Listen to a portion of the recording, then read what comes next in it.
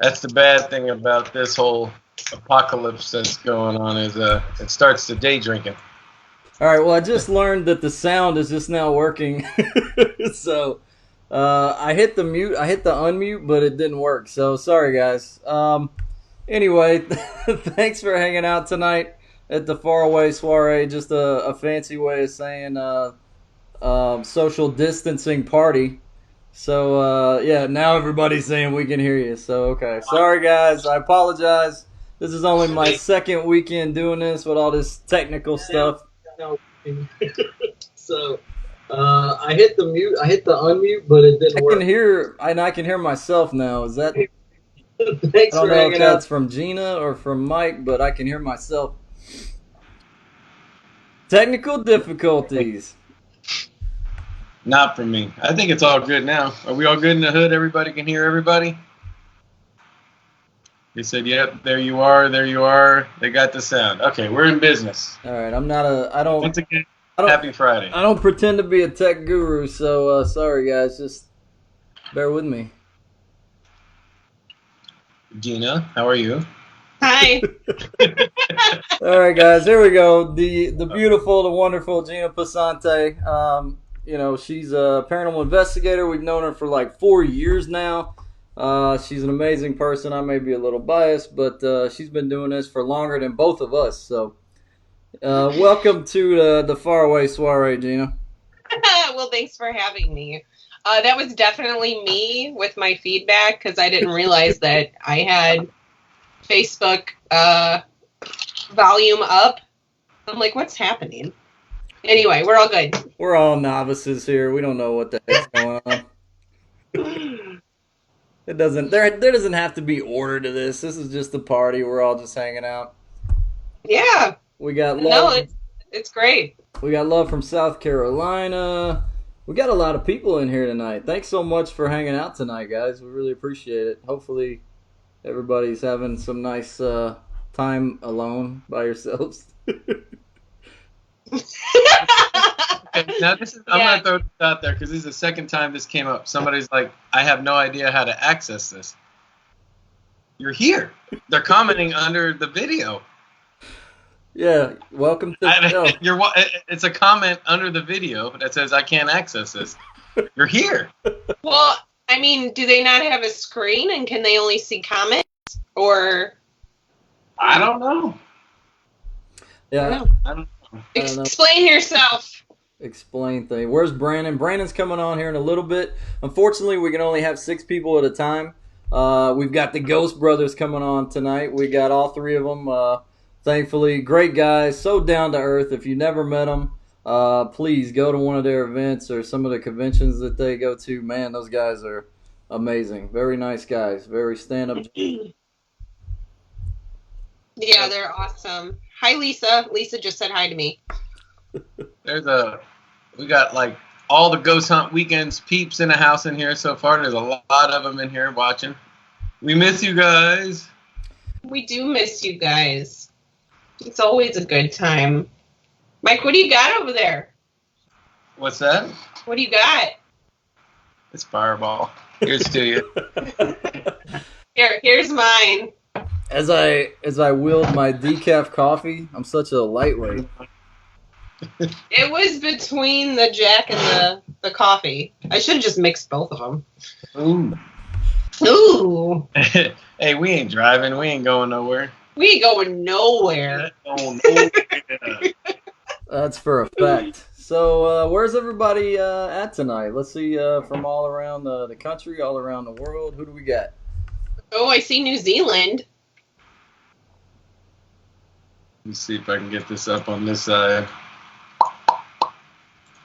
There we go. New Zealand, Savannah. Jameson. Oh, that's a whiskey. I was like, somebody's from Jameson. No. Indianapolis. Buffalo. Ohio. Michigan. Mississippi. Oklahoma. New Jersey. Australia. Indiana. Wow. Yeah. Peggy up in Buffalo. What's up, girl? So I don't know. So what's everybody else doing? What are you guys doing? Not you two. I'm slowly losing my mind in self-isolation. Missouri, Victoria. What's up? What's up, Victoria from Missouri? My neighbor over there. NoCo. All right, well, I'm going to slowly start adding the Ghost Bros here. Like I said, I apologize in advance. I'm running the switchboard over here. I have no idea what I'm doing, so complications should probably arise soon. Perfect. Manchester's in the house.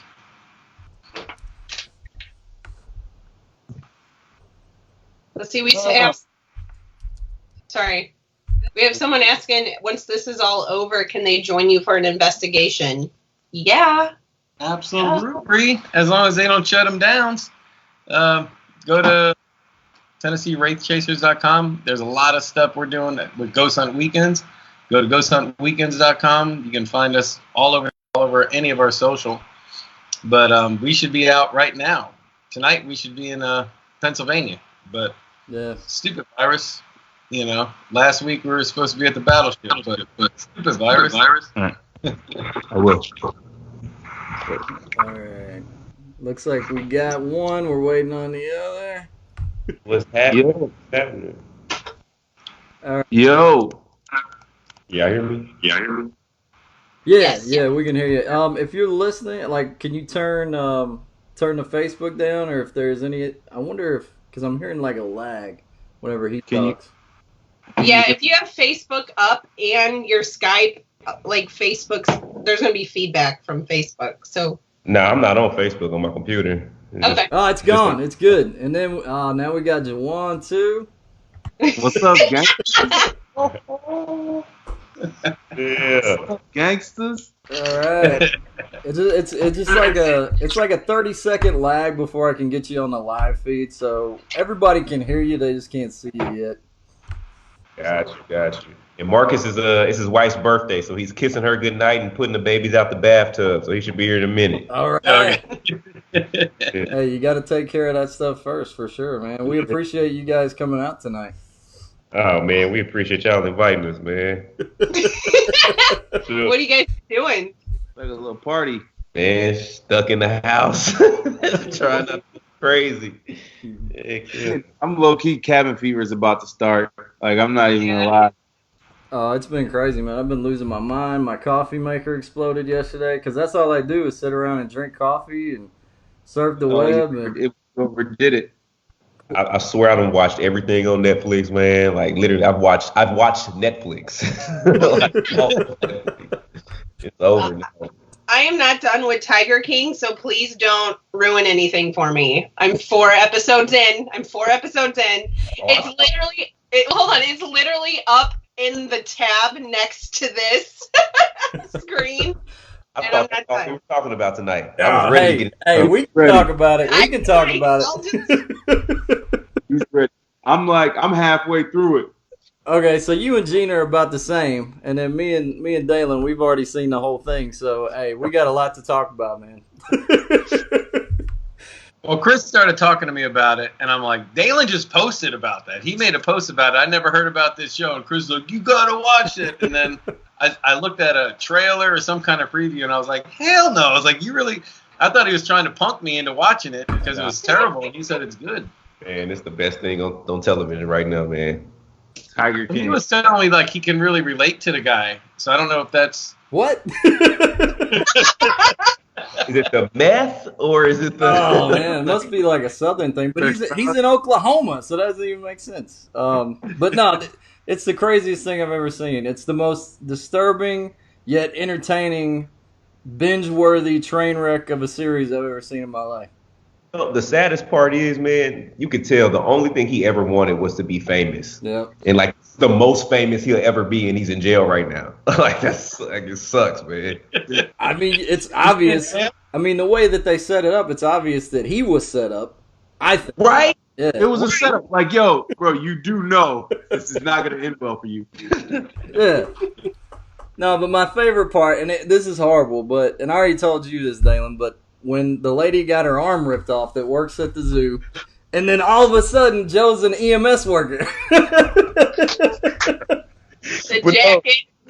He's got the walkie-talkie. He goes to the gift shop. He goes to the gift shop. He's like, look, man, one of our employees just got her arm ripped off by a tiger. You can go home if you want to, or you can stay. We can give you a refund to come pet a baby tiger.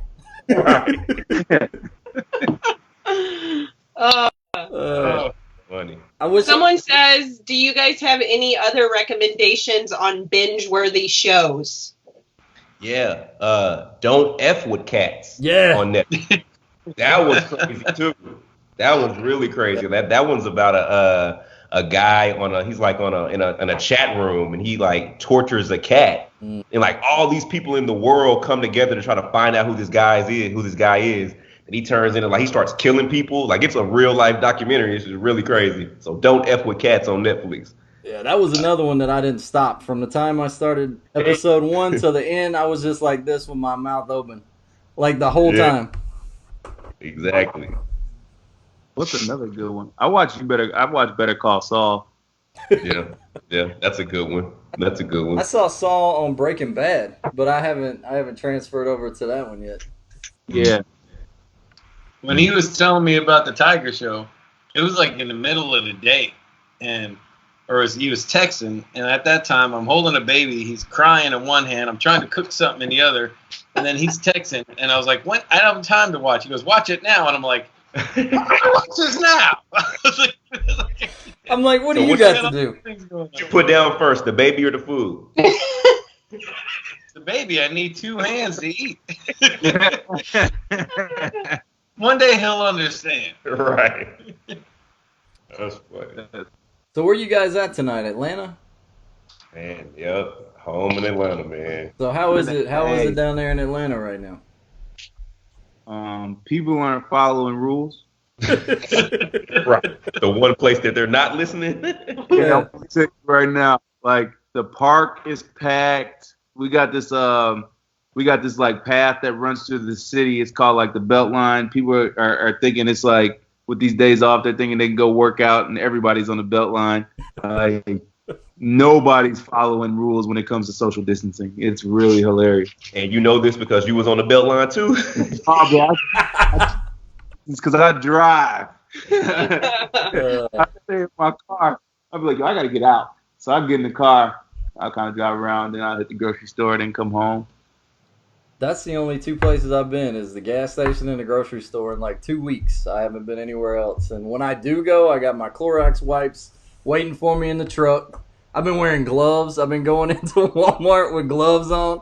And then I take the gloves off and throw them in the trash can outside the door, and then hit the truck, Clorox everything, and then go home, man. Then Clorox all my products. I've been getting crazy about it. Better safe than sorry. Yeah. What you been doing, D-Sprat? Man, listen, bro, sitting in the house, man, trying to stay safe. But I've never washed my hands this much in my life. Like, I feel like, dang, have I been dirty my whole life? I think we all have. Absolutely. Yeah. I haven't even been to the grocery store. I've been doing an online thing, and they deliver it. Like, Yeah. So it's like, I mean, I'm still taking the bags from her, like, Right. you know. No, They Don't breathe with me, but still, it's like you can leave a note and they can just drop it by your door and split. The grocery store by my house has put up plexiglass when you go through the line with a little hole so you can like put your money and your card into the machine. So it's like, And then the Walgreens by my house has taped off like little squares 6 feet apart. So when you're in line, like you jump to the next square and then jump up again so you can check out. you know, and people need that. People need that. They do, obviously. Don't come near me. I'll tell you to put you back in your square, man. Remember that one back in the day? I bet you won't step in my square. That started fights. That used to start fights back in the day. You know what? What's crazy about this? It's like everything just happened so. It seems like it happened so fast. It's like I heard about it. All of a sudden, this is canceled, that's canceled, this is shut down, these stores are closing. It's like, whoa, what just happened? You know, like it happened quick, and hopefully it stops quick. But how has it affected y'all's events that y'all doing? Like, is you pushing them all back? Yeah, we had 4 in a row cancel. Wow. We were supposed to be in Pennsylvania tonight, so that obviously didn't happen. I can't remember the next 2 in a row. They're also gone. Yeah. Not till after Easter, and hopefully there's something set by then because we're pretty much every weekend. So right. Hopefully by after Easter it's somewhat under control. Yeah. Speaking of, Chad's in the house. I just saw him hop in. That boy Chad. Chad Moore, Ghost Hunt Weekends. By the way, guys, did you see my shirt? Michigan Paracon. Remember the little thing that we did? Remember the karaoke? Trying to forget, Chris. I remember Jawan at the airport the next morning, man. He was not having any type of socializing. None. He started social distancing then. Yep. He started social distancing the day after Michigan Paracon. Oh my God. You missed your flight. You were like in the airport, like I slept through. Oh yeah, that's when we couldn't wake you up, bro. Yes, it was. Hey. I had to get security to get the door open for your hotel room, man. Yep. And he was just like, just go. So I see like several. So when I finally wake up, I see several text messages from Dalen, and then like several phone calls, and then I get this voicemail, and like my man has never sounded so concerned but yet selfish in his life. And this voicemail, he was like, "Yo, Jawan, man, like I don't know what else to do, bro. Like I had security come to your room, like." But like, I'm not missing this flight for you, bro. And he was like, "Man, just hit me up when you wake up." I felt like at that point I exhausted all of my like options, bro. I did everything I could as a good friend to help you out, man. But that just goes to show how crazy the Michigan Paracon gets, guys. If you haven't been, please make sure you come this year. I've been trying to talk Gina into going for the last 2 years. She's always got something going on, but maybe I know, and it's one I always really want to go to, but it's always a couple things. There's always something going on that weekend, and 2, it's always at the end of my vacation. It always comes like after I've spent all my vacation. So I made it a point like to save it this year. But now I don't even know.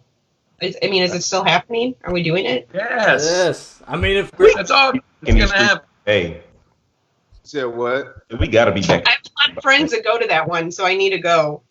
Yeah, you don't want to miss that. yeah, you don't want to miss a thing, right, guys? You don't want to miss a thing. Oh, dude, that was you had to pick the hardest song to sing. That's like one of our Aerosmith, and then we had to hit him with a little bye bye bye. Ain't nothing wrong with that. Yes! What? Oh, I missed this? Yeah, you did. We put on a concert. You put on a concert. Well, it's That's terrible because you don't think about it too much that night. You know, you walk away going, "Yeah, we ride, bro," and then the next day you see you're tagged in all these videos, and you're going, "No, no." What's happening? Oh, there he is. Look what we What's got. happening? What's up? What's up, man? Let me go put a tighter shirt on for you guys since everybody's wearing small shirts now. You see the muscles. Where the babies at, man? They sleep? Man, they upstairs in the tub washing themselves because I'm a thug. I'm treating them right. Wash yourself, 1 and 2 year old. All right, so everybody at home can hear you, but they can't see you yet because this program I'm using, I'm just not tech savvy enough. It takes a few seconds for us to be able to add your face. But thanks so much for coming on tonight, man. I know you got a busy life. I know all you guys do, but family time first for sure. Most definitely. Ain't nobody got no busy life now. We all stuck in the house. Shoot. Ain't nobody got no job. Right. Ain't nobody got no job, man. It's Friday night. It's Friday. That's what I just got to do. I'm sorry. You ain't got shit to do. Get fired on your day off. On my day off, stealing boxes. Still in box. It's Friday. We ain't got no So- job. I ain't got no job for at least a month. No, nobody ain't got no job. We all broke right now. Am I the only one who's not a bum right now? You guys are bums. Yeah, I'm an unemployed bum. Say it, Jared. Yeah. I was considered essential. Oh man, Okay. We're not. I'm I have to look at why. I guess not all heroes wear capes. I worked today, actually. Now from home, I get to work from home because of all this, but I'm still working. Are you something like a first responder? No. Not at all. I am actually a web designer and I work in digital marketing, Oh, that's dope. but the company that I work for supplies commercial refrigeration that houses medication and food supply. So we're supporting hospitals and food, restaurants and stuff like that. So we're considered essential. Okay. So basically, I'm running like a website that helps them buy parts if their refrigeration goes out, which they can't have because if they're storing like, what do you call it? Not viruses, the other thing. Vaccine. Vaccines and stuff like that, then they can't have their refrigeration go out. So That's crazy. I didn't realize how bad things were. A friend of mine sent me a video last night. I guess it was a hospital in New York, and they had that big 18-wheeler, and they said that they had to bring in something so they could remove the bodies. So many people were passing away. What? Like that. Yeah, I didn't realize it was that bad. Like, you know what I mean? Like, it's crazy. Well, you don't know what to believe. You got the media saying one thing, you got the president saying something else, and then you got people in your own town locally saying something completely different from both of those parties. So who knows? So has anybody actually known someone, or at least known someone that has had it or passed away from it? Now, you know what's funny? I think I did actually.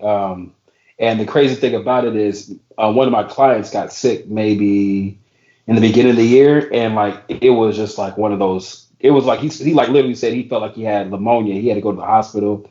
He was in the hospital for like maybe 2 weeks. And it was the same type of symptoms that they're saying. So I don't know if he might have had it before because he's a major traveler. So I don't know if he had it before. And not hopefully, but I didn't catch anything from it. So, I mean, but I've had some of my friends, their coworkers, actually one of their coworkers passed away from it. So, and another one of them, and then my wife actually has the drummer from her church just was what's it called? Was diagnosed with it. Diagnosed with it? Yeah. So I told her she ain't going up to sing nowhere over that church. So your wife Got it. she got to record it on the phone, Skype it in, y'all. Hey, y'all. Will we all see Jesus? What a day. Like that. What a day of rejoicing it Will will we be. all see Jesus? Why is it so close? Christina Scoot back. No, I don't know. This is, so I don't know. That's what it is. That's hilarious. Mike, and you then have a question. Someone once, I missed who it was, I'm sorry. I told everybody to start asking the question so I could pay attention, and now I'm not paying attention. Someone just asked you what you're drinking. Uh-oh. Coffee. Little cognac. Yeah, what do you guys got? What's everybody drinking? Man, I'm about to go make me a drink. But maybe something else, but I'm about to go make me What a is drink. that right there? Is that some little wine? what you want to get, Mark? I just nothing, man. I just been. What have y'all been doing though since y'all been on this? Besides turning into alcoholics like myself. Man, we about to come out this quarantine like, doing AA meetings like, hey, I started drinking when I was in quarantine. And I can't stop. Marcus, you missed the Tiger King conversation. Have you started this yet? You probably haven't. Oh, listen, I've heard so many crazy reviews of this joint. I cannot wait to go. Anybody named the Tiger King? I'm a fan of. Bro, his name is Joe Exotic. Joe Exotic. That's the best name in the universe. Why did my mama name me Joe Exotic? That's what should have happened. My mama should name me Joe Exotic. It's the funniest thing. I feel bad for him though, man. Free Joe. Start a petition. Free Joe. He's Free finally Joey getting his fame. Free Joe, bro. So what's This is what I'm on. This is what I'm on today, guys. I'm on that. Ooh. Oh, Man, I'm on that Hennessy. high class. Nice. Here's Cause I don't drink all the cheap stuff. I don't drink all my cheap stuff. My chest burning just looking at that, Marcus. well, Mark, Oh, are you about to put that? Are you about to put that in a blue Solo cup? Oh, listen, I got some. I'm a thug today. I ain't got nothing to prove to nobody. I got plenty of nice wear, but sometimes you just want to have an old school Friday night blue cup situation. I could do that, but I want to have a regular cup. You know what I'm saying? I want to sound like I'm my Uncle Johnny out here. Listen to Prince. Listen to Prince smoking with drinking out on the front porch. Talking about, hey, Charlene, I see you, baby. All right now. How them kids doing? How the kid doing? All right, tell Rebecca I see you later on now, girl. I see you. She getting up. She growing, girl. You growing, ain't you? Look at you growing. Everybody watching at home, you're welcome. Y'all should not have got me on here, man. I am literally losing my mind in the house. Hey, we all are, and everybody at home. I was just telling these guys before you came on, these guys are the most down to earth, like just fun loving guys you could ever want to hang out with. If you've never been to a convention or an event with these guys, you got to buy a ticket ASAP, because every time we hang out with these guys, we can't remember what we did with them the next day.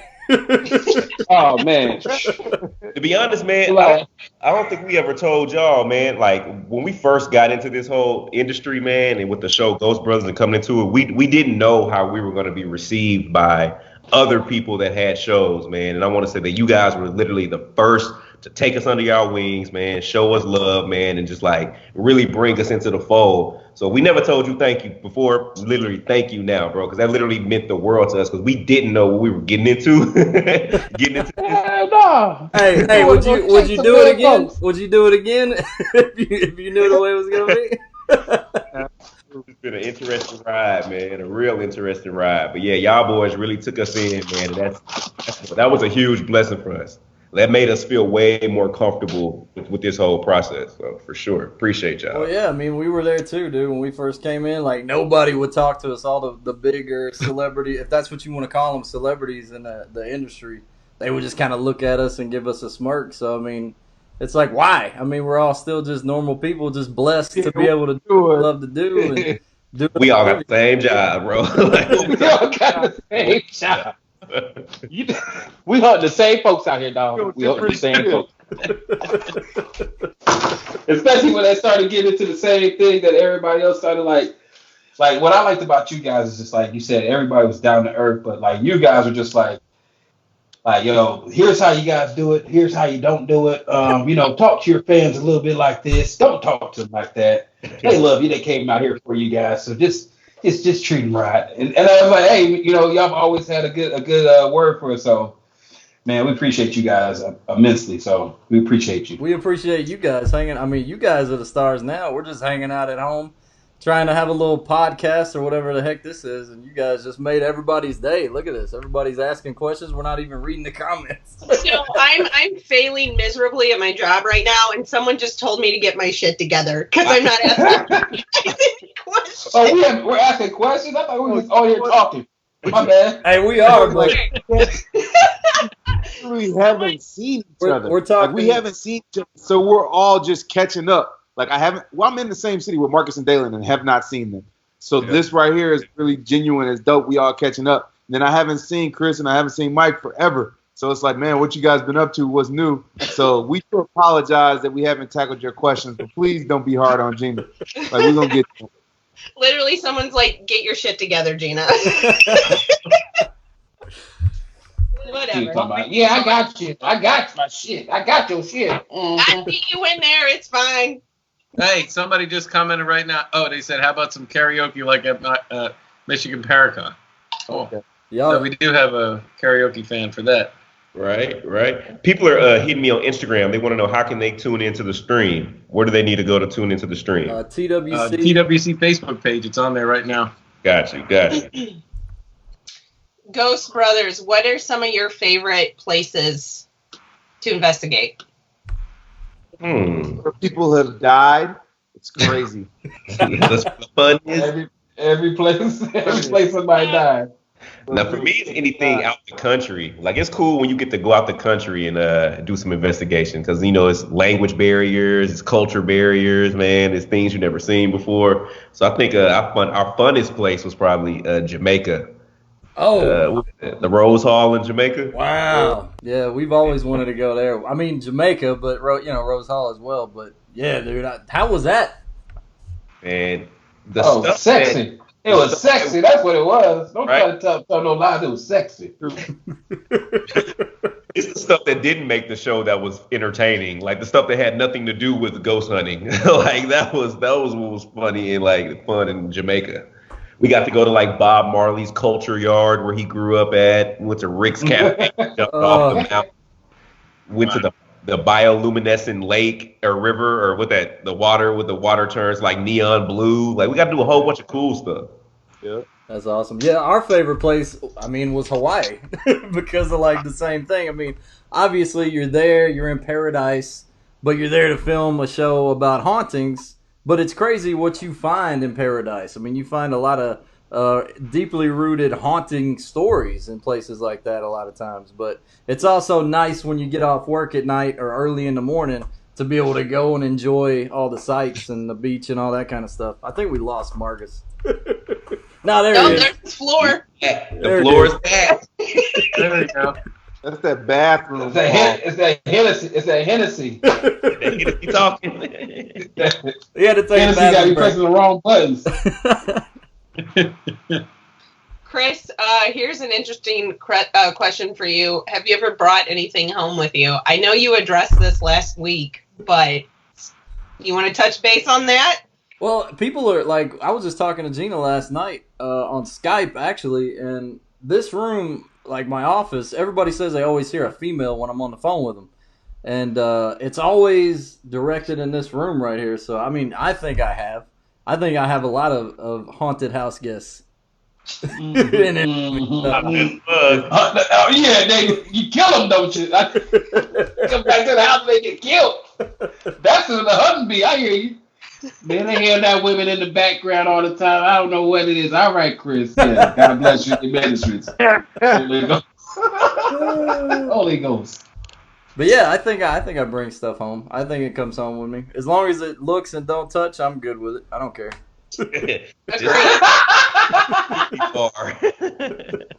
What about you guys? You guys ever brought anything home since you've been doing this? Man, I pray not, man. But so oddly, I was at my mother. She hit me up when we got off the road from Haunted House Guests. So anytime we would get off the road, I would always go to my mom's house, spend some time with her. And she told me one day that she had like a small vase of fake flowers sitting above her bathtub. And literally she came into the restroom one day, and that vase of flowers, one flower was out the vase and just literally sitting in the middle of the bathroom floor. And no one goes in and out of her restroom. She's there by her, like nobody did it. And she was just like really kind of freaked out about it. And I was like, dang, like I really hope I didn't bring something to my mama's house, man. Like that would be the worst. You ain't gonna get invited no more. I told you don't bring nobody here. My mama said I can't have company. Man, my mom tripping, dog. She said you could for the night, and then you know how my mama get, man. I got a D on my last report card, so I can't have no company, dog. You're right. I think everybody's mom's like that. I mean, when they find out what you're doing, like I can't even remember what my mom said when I first told her, we were going to do this on TV. But one of the things she said was, "Don't be bringing none of that stuff home." That's funny because my mom's the one who got me started. Really? Word. Yeah, she took me on my first ghost hunt when I was 15. She asked me if I wanted to go to Antoinette's Haunted Tours of Alton, and I was like, fuck yeah, I want to do that. So we did that and opened a whole door. And yeah, so my mom's been into it. And then for Mother's Day, I think about 5 years ago, my mom and I both went and got ghost tattoos together, and I paid for her. Ooh, ghosty. A really cool mom. Ghost life. About That's what you 9 got tattooed on your stomach? Ghost You got tattooed on your ghost life. Ghost life. Ghost I'm not a killer, but don't push me.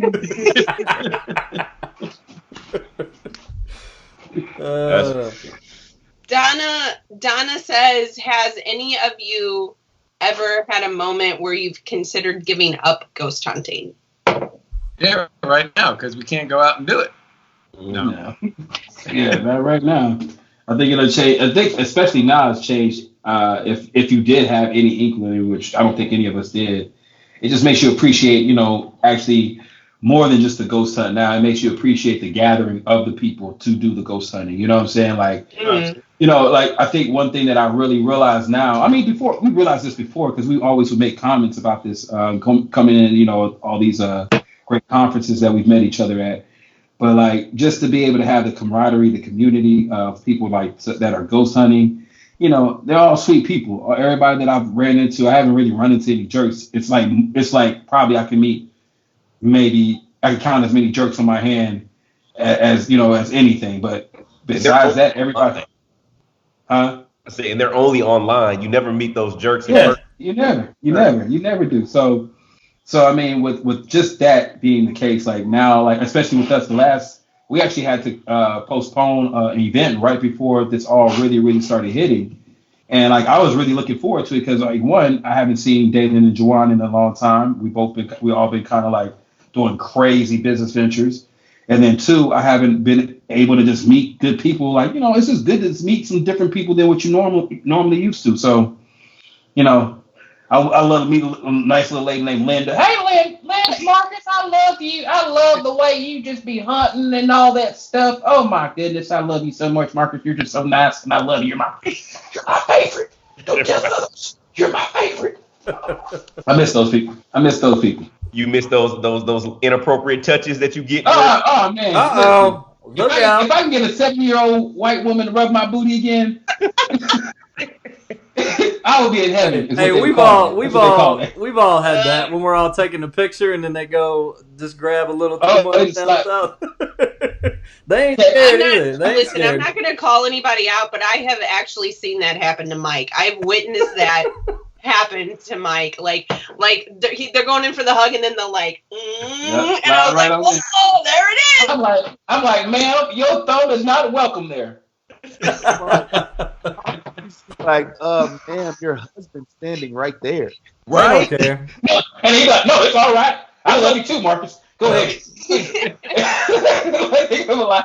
We have heard. They're gonna be in the car talking about how was that booty? How was Marcus's butt? Yeah. Ooh, just like I thought it was. Hey, we have had some crazy stuff. Some people say she rewinds your Jamaica scene. Like, oh, okay. Yeah. Ghost Brothers, who screams the loudest? I bet I can answer this. I know the answer to this. I'm gonna say Marcus 100%. I'm gonna go with Marcus. Nah, bro. Marcus ain't really a screamer, man. Marcus is just straight up tell you, I'm not going in there. Like, I'm a hell nah. Hell nah. Hell nah. Yeah. And that's what I love about our group, man. Is like we don't really shy away from being who we really are, man. Like most people, like, man, it's a TV show, man. You got to do it. No, Mark's like, no. So, I read my contract yesterday. It said that I don't have to go to hell. I don't have to set foot in hell on this episode. Maybe, sir. I don't know who screams the most. I probably scream the most. Yeah. Because I'll be the first one to tell you out of all of us, it's definitely me. I'm the one who startles the easiest for sure. I can't tell you how many times I've been just startled, like something moves too quick or somebody like Brandon. One time we got an EVP in Gettysburg and we were listening to it and the EVP wasn't scary at all, but when we heard it, Brandon got so excited about it that he was like, "Whoa!" And then he was right in my ear. And then Porter and I had like an embrace for a second. We like jumped around in the dark and like hugged each other. And it's like, "Whoa, turn it down for a second." It's just like a Scooby-Doo moment. Yes. That's funny, man. And it's funny because that made the episode too. They're like, "Ah!" And they scream and hold hands. That's funny. You grab whoever's next to you. All right, Tamika, can you please do a shout out to my daughter? I'm sorry if I pronounce this wrong. Nevaeh, Nevia. What up, Nevia? My neck. How's it going, girl? Happy Friday. How many, here's one. This is for anybody. How many tattoos do you have, and what's the next one you plan on getting? Ooh. Galen got the most, I think. I probably got the most. I have 16. Really? Yeah. Really? I lost count. Mine have just kind of turned into like big pieces. So like my entire chest is covered. I have a half sleeve. My back, my lower leg is covered. Both ribs, fingers. But I think what I want to do next is I want to sleeve out my whole left arm because it's completely naked. So I have like a full canvas. So I don't want to like waste money or just try to rush into it. Because I feel like since it's blank, anybody that has tattoos, like, man, like you have a blank canvas, you can really do something with it. So I'm just trying to plan it out. But yeah, my next one is a full sleeve on my left arm. You got any ideas what you're going to do with the sleeve? What's the theme?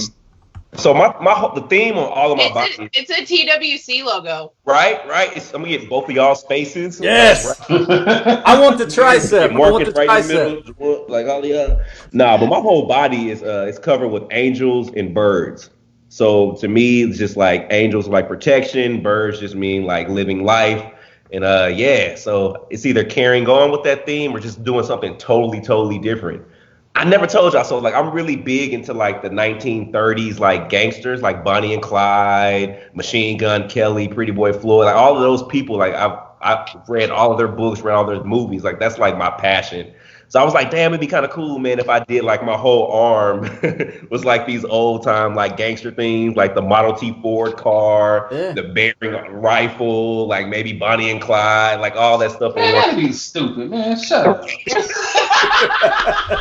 I'm sorry. Yeah, that's cool. I'm sorry, man. I just felt like doing that. Yeah, put this Tommy gun on your forehead.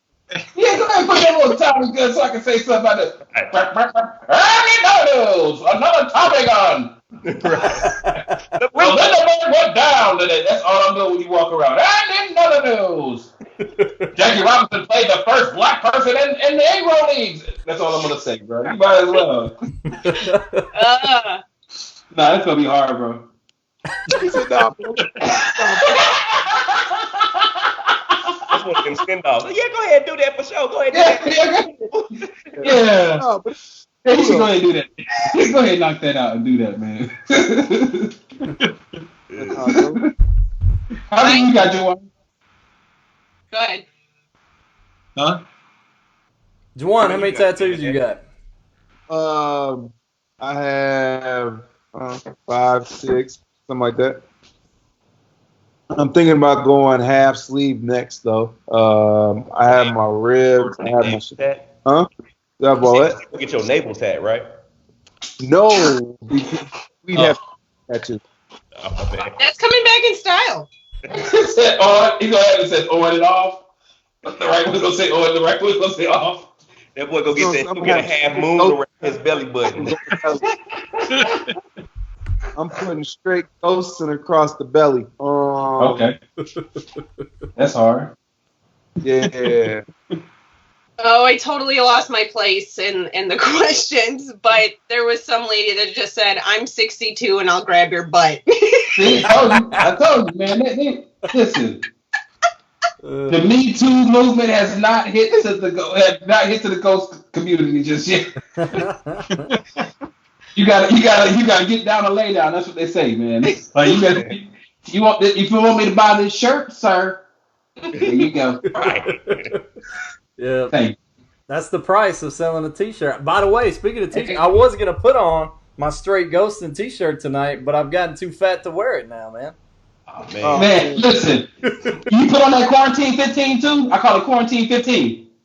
I low key wore Look, mine. there he is. He's got it. Look at that. You I low love key. it. That ain't low key. That's high key. Right, that's on. That's C sharp. Like, I actually wore this to the grocery store. I almost wore mine tonight, but I put it on and I was like, all this self-isolation, man, it's killed me. I can't Starting to wait. look like Ben. Starting to look like Ben Stiller in Dodgeball at the end, bro. Yeah. Chip out here, man. Who makes me bleed my own blood? No one. Dodge, and dodge again. Here's a question for everybody. Ryan wants to know for everyone, boxers or briefs? Boxers. What are the athletic ones? The athletic briefs, the athletic joints, the long legs. Yeah, that's all I want. You gotta keep it protected, baby. You got your ass out. Yeah. Oh no, the ass out. It's out. I'm gonna be honest. It's out. But the goods is gonna be covered. That's all I'm saying. The goods is covered, but the ass out. To answer your question, Ryan. Just in case you was wondering. Just in case you was wondering, Ryan.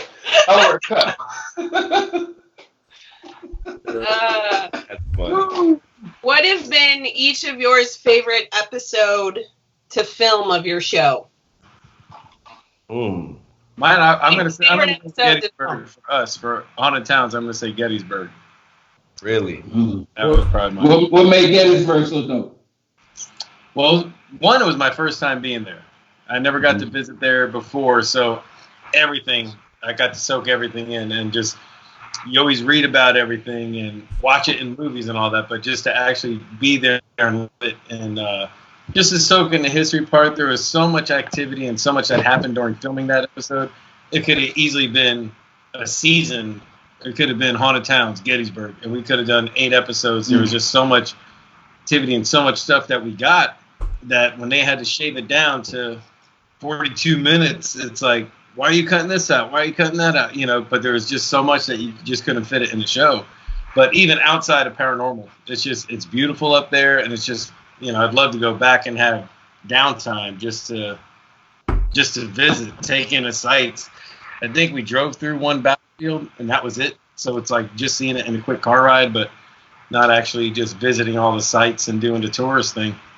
Well, I don't know about you guys, but whenever we film, we're there for only like a few days, and then we got to go to the next place. So you can't like take the time that you want to like visit and go look around and stuff. I don't know if you guys get extra time, but we're like one place literally to the next. Right, same way. Our first season we were a little bit more in the town. It used to take us like a week to do the our first season. Like it would take us literally a week to do one episode, and that was like, I mean, it was Monday, Tuesday, Wednesday. So we did get to see the towns, but the towns that we went to those first seasons were kind of small, so they didn't really have a lot to do in them. So, but you know. It sucks, man. There's so many times when we'll be visiting. Like, we went to, what was that place in Washington we went to, Mike, in Haunted Towns? Port Townsend, Washington. Yeah. That was, like, one of the coolest little, seaside towns. It looked like something out of Jaws, but it was, like, one of the coolest places that we've ever been to. We got to go look around a little bit, but I would have loved to have just spent a week there and just hung out by the shore, just hanging out in Port Townsend, Washington. One of those little hole-in-the-wall places, you know? Did we lose Jawan? We lost Jawan. No, he's back. Oh, is he back? No, he's not. Sorry, I'm not even looking at the screen. I'm looking at the questions. Hello from South Africa, by the way.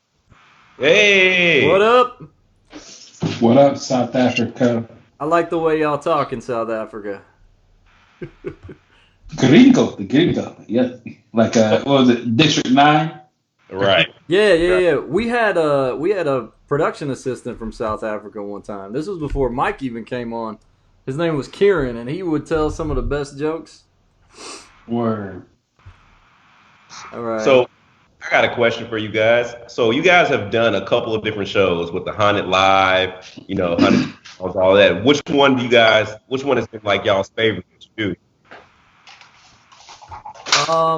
For me, I would definitely probably say haunted towns, just because we get to go to several different places instead of investigating one dingy big asylum. We get to go all around the town, interview a lot of different people, and you get to immerse yourself more so in the history and the culture of the whole town, more so than just how many people died in an asylum. After 3 seasons of just asylums, you're ready to commit yourself into one.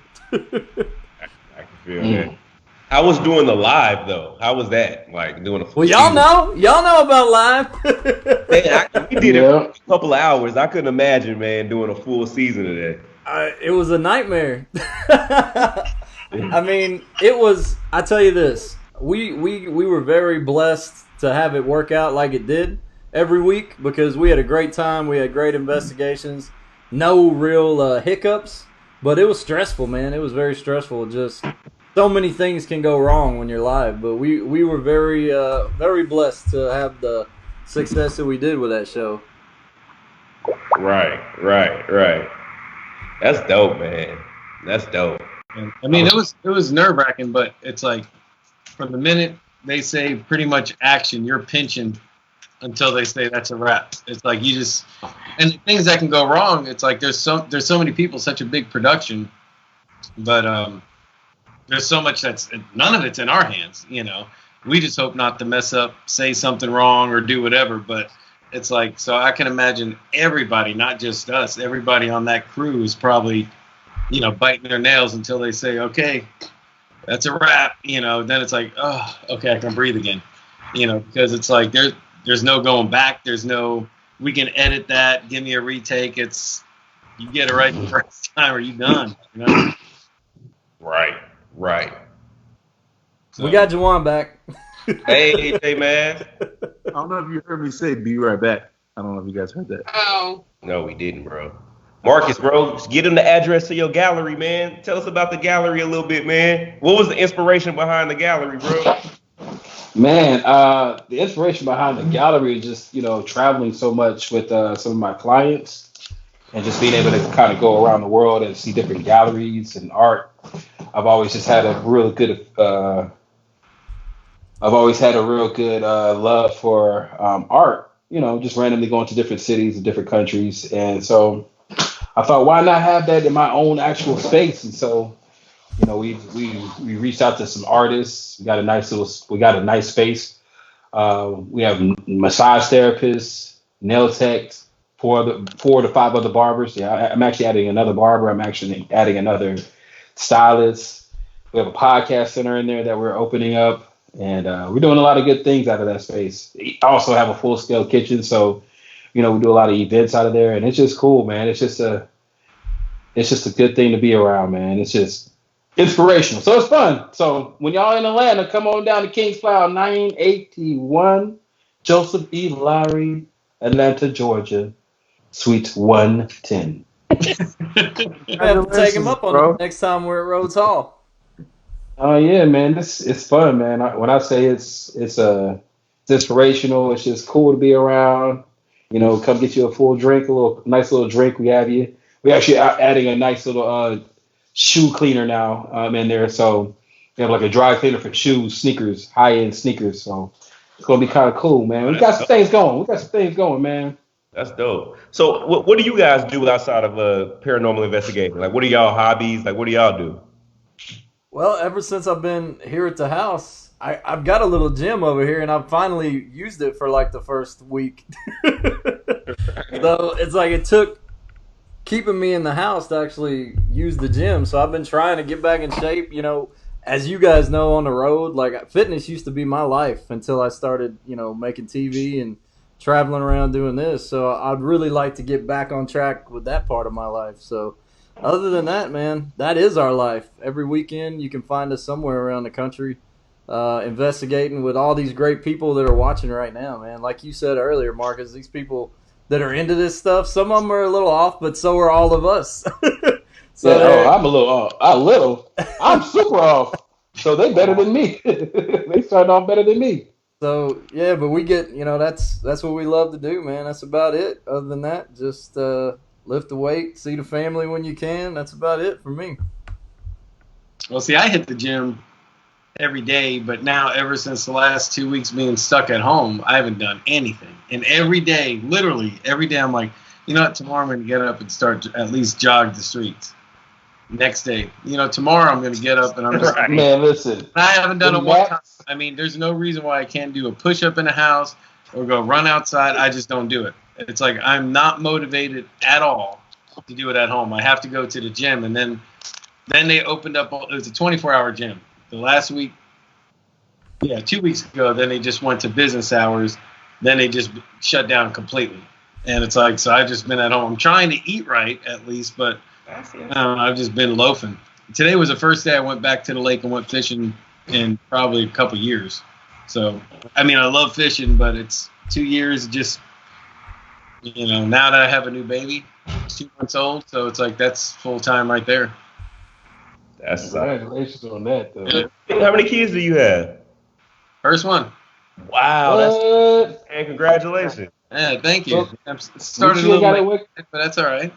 At least you ain't got to wake up, you know, and go to work in the morning now, you know, because shoot, I know that waking up at 3 o'clock in the morning, that gets to you. Oh yeah, I mean it's like he's the alarm clock. You know, a lot of Yes. times 3 or 4, and if it's that time, I'm just gonna, you know, I'm up anyway. But then you know I'll stay up, and then I go to bed like 8 o'clock. Yeah. So I how hear have that. you seen that you've changed since being a father? Like, has something switched in you? Have you noticed any changes in yourself? I'm sure there has, but shoot, it's weird because it's like half the time since I haven't done too much since he's been born. I think we've been out 2 or 3 events because I took a couple weeks off, and then we're now into this lockdown, so I've been home a lot. Right. Weekends, so it's like nothing's really changed. I mean, I don't want to say I was an asshole before, but now I really calmed down, or I went out all the time. Now I'm home. It's like I feel like I'm the same. I would say the big difference between becoming a mother and when before I had my son was like now I think about how I can't die. Yes. Like before, like I would do some stupid shit and I'd be like, if I die, I mean, nobody cares if I die at this point. I die. My family would be sad, but like no one's dependent on me. Right. So like whatever. Yeah, so now having him, I'm like, I can't do this. And that Draco life, man. Like, I'm like, if I die, I die. You know, I like, fine today because I have someone dependent on me. So like that has definitely changed my mindset a little bit now that I'm a parent. Well, I'm you like, learn to I quiet. shouldn't do that. Like if you're sleeping, you're like you're trying to eat one little crunch, and you're like, get up. You know, once it starts, you're like, no, forget about it. What about you guys? What about you, Dalen? What you been up to? You know, I have any kids yet? We talking about kids still? No, I was just asking what you been up to here lately, other than paranormal. Man, so for me, like I had a lot. All of us, me, Juwan, and Marcus, we all worked in television before we got on television. So we worked behind the scenes. Me and Juwan worked behind the scenes in wardrobe, and Marcus, you know, did hair and grooming and styling like that. And it was crazy doing that. We got to watch all of these actors, you know, be super, super up in their career. And when I say super up, I mean like, you know, make more money than they've ever made before doing anything that they've ever done before. And then we watch these same people, their shows get canceled or something happens and they don't have that same work and they lose everything just as fast as they gained it. And I remember us talking right before we even did our show. And we was just like, whatever happens with this opportunity that God blessed us with, we have to just, you know, be stewards of what God gave us. You know what I mean? So for me, I started with my first check from the original Ghost Brothers. I invested in these courses to learn Forex trading. And Forex trading is simply just the trading of financial currencies. And I wanted something that if TV went to hell, like I wanted to be able to fall back on something that I had control over. So yeah, so the past few years, man, my whole passion has just been like finances and forex trading. So yeah, that's what I literally do in my off time. Literally is looking at these charts, man. I'm in the process of building a course so I can share my knowledge with other people. It's called the Humble Forex. So yeah, that's like my little baby right now, man. Is building out this course so I can try to get it out there by the end of the year, man, so other people can learn a skill that's not dependent on them getting up going to work every day. We'll be on that. Yeah. Yeah, What was the man. name? Hey, what was the name of that course again? For sure. Yeah. First thing I did when I got my money was I bought a brick. So if y'all want to learn about how to spin a brick up, you come out there. I've been watching a lot of Snowfall. I'm so sorry. I've been watching Snowfall a lot. So I just been thinking that I'm like a drug kingpin. But yeah, that's the first thing I did with my money. I cut it up. Got it out to the. You flooded the streets, Marcus. I flooded the streets, man. I did the distribution. I became the plug. See, I'm learning stuff. I didn't know you guys, all three of you guys worked in television before this. That's interesting, man. I had no idea. That's awesome. Yeah, Jawan actually put me on television. I had just moved back to Atlanta, and I remember Jawan called me one night. He was like, "Man, what you doing tomorrow?" I was like, "Nothing." And I didn't have a job at the time. He was like, "Hey, man, you want to come work on this TV show? You got to drive this lady around. Like, your holy job is to chauffeur this lady around." And yeah, man, I took it, and literally that led me to working on the Monique show with the comedian Monique, and that put me on her wardrobe team. So I was like on her personal stylist wardrobe team. So yeah, man, Jawan introduced me into the life of behind the scenes in television. Speaking of, what you been up to, Jawan, besides hunting ghosties? Hunting ghosties, though. I let these little ghosties do their thing.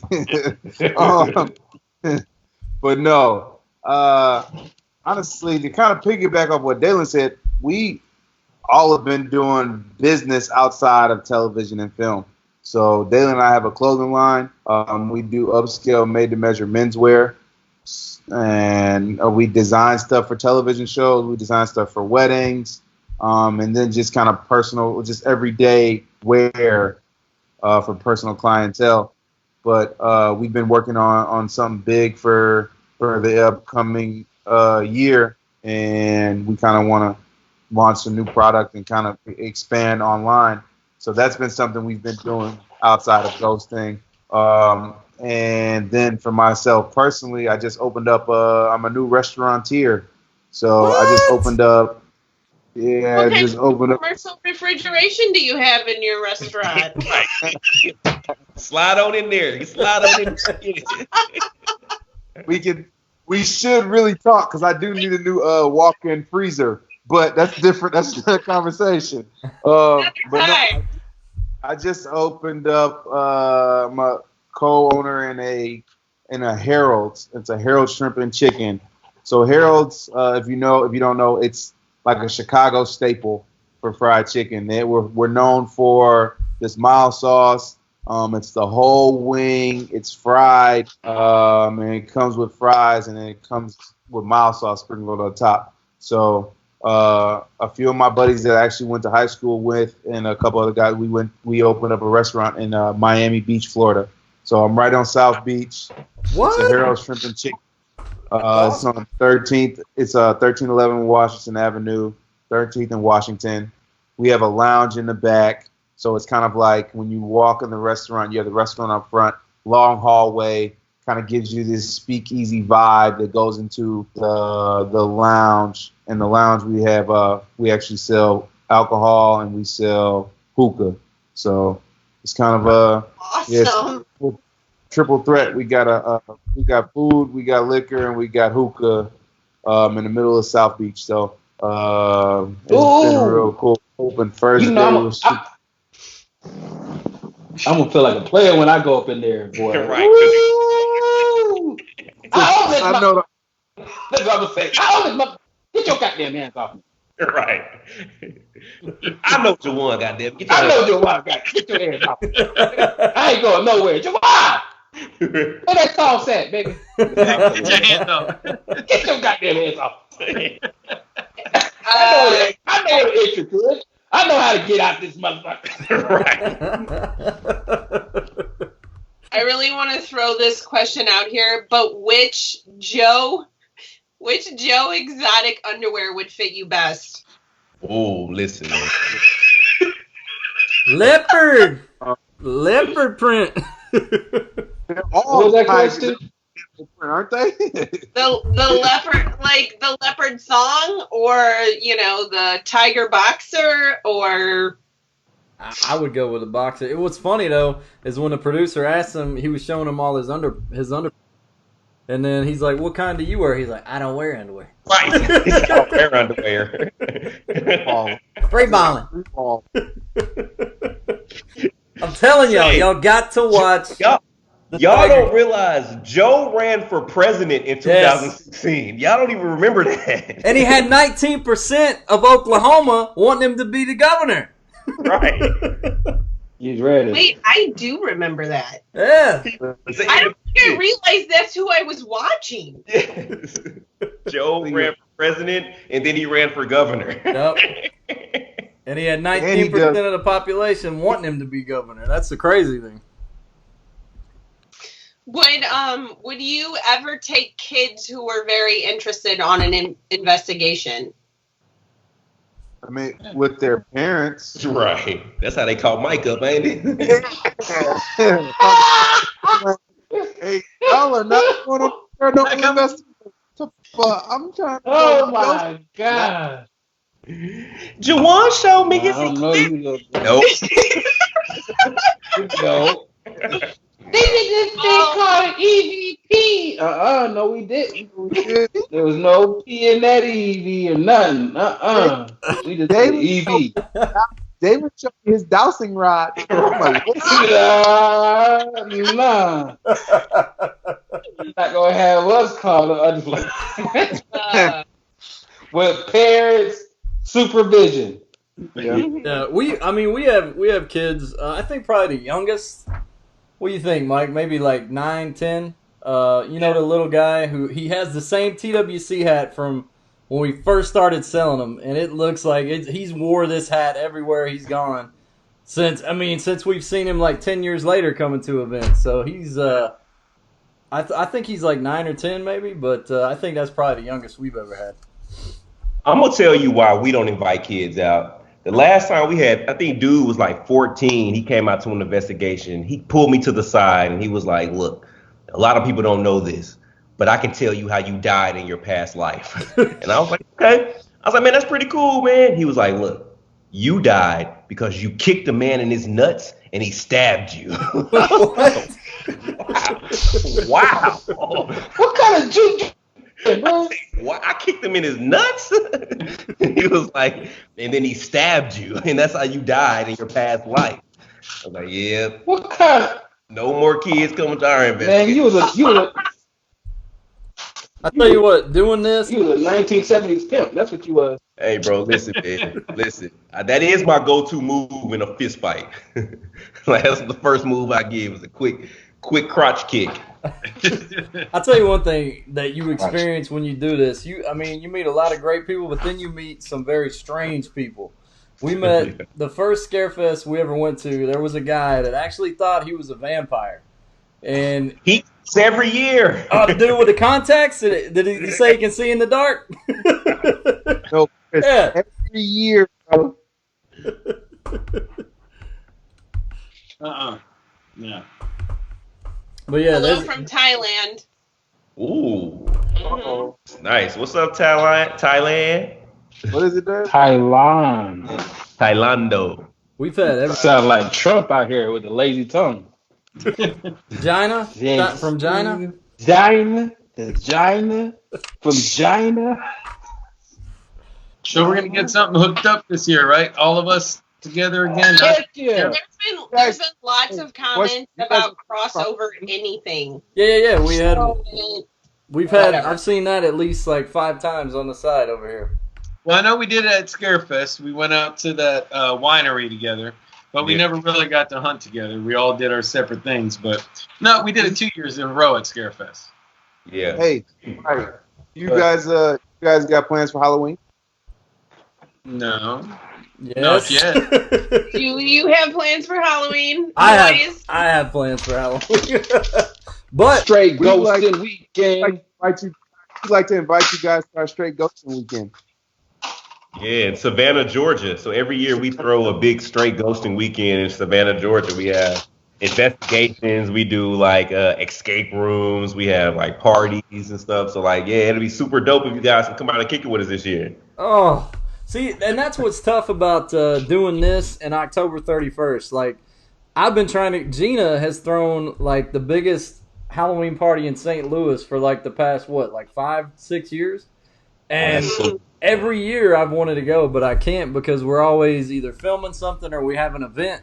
That's the only thing that sucks about doing this and then Halloween, because there's so many things you want to do, but then you have to do so many things too. So, Well, so every year my party always gets voted or rated top 10 places to be on Halloween in St. Louis. Oh, that's dope. We've had up to like 500 people at our party.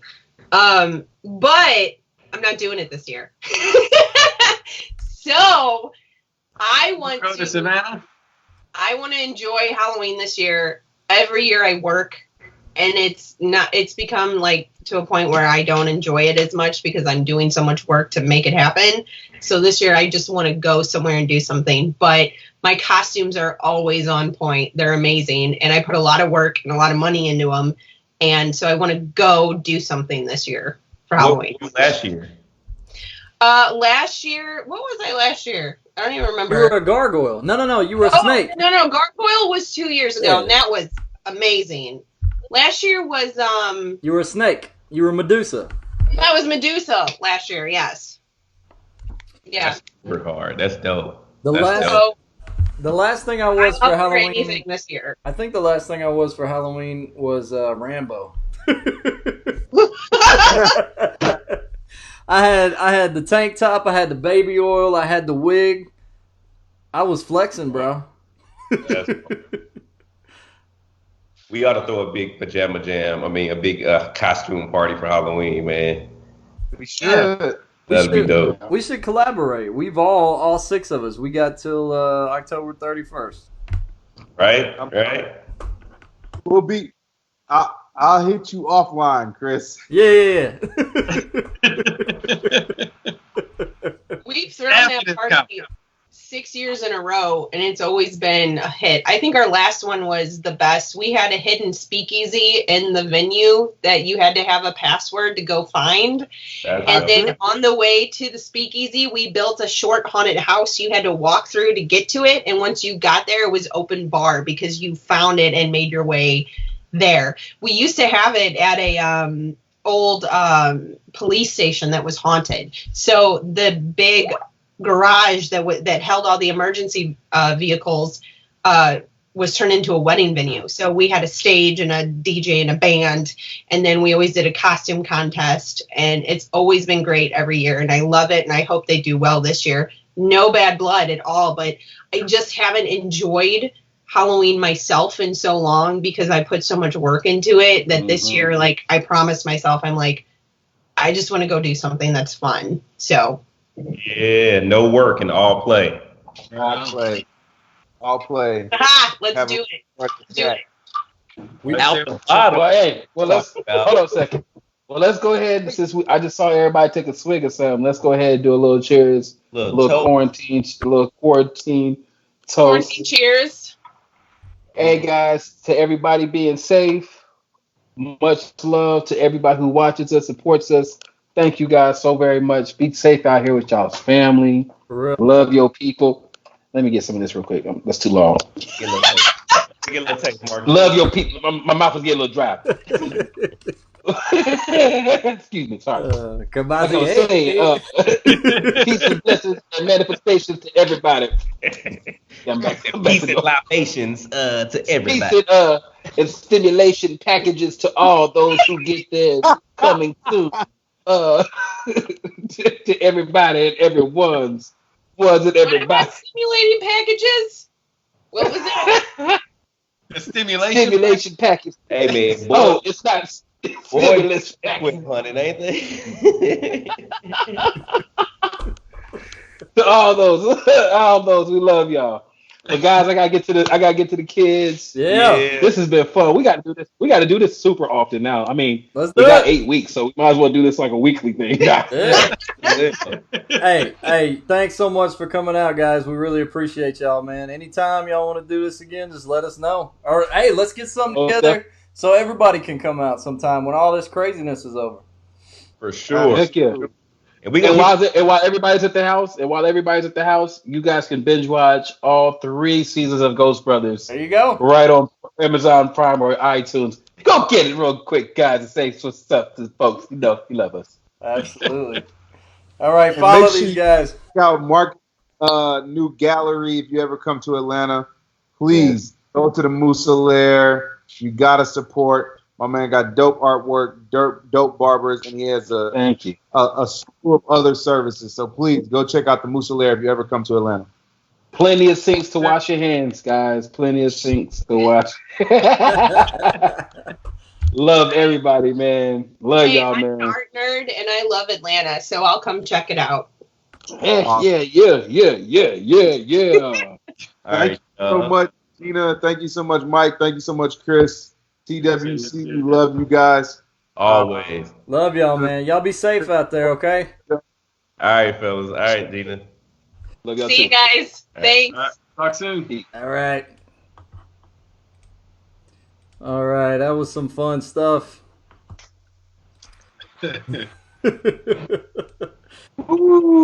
Oh, man.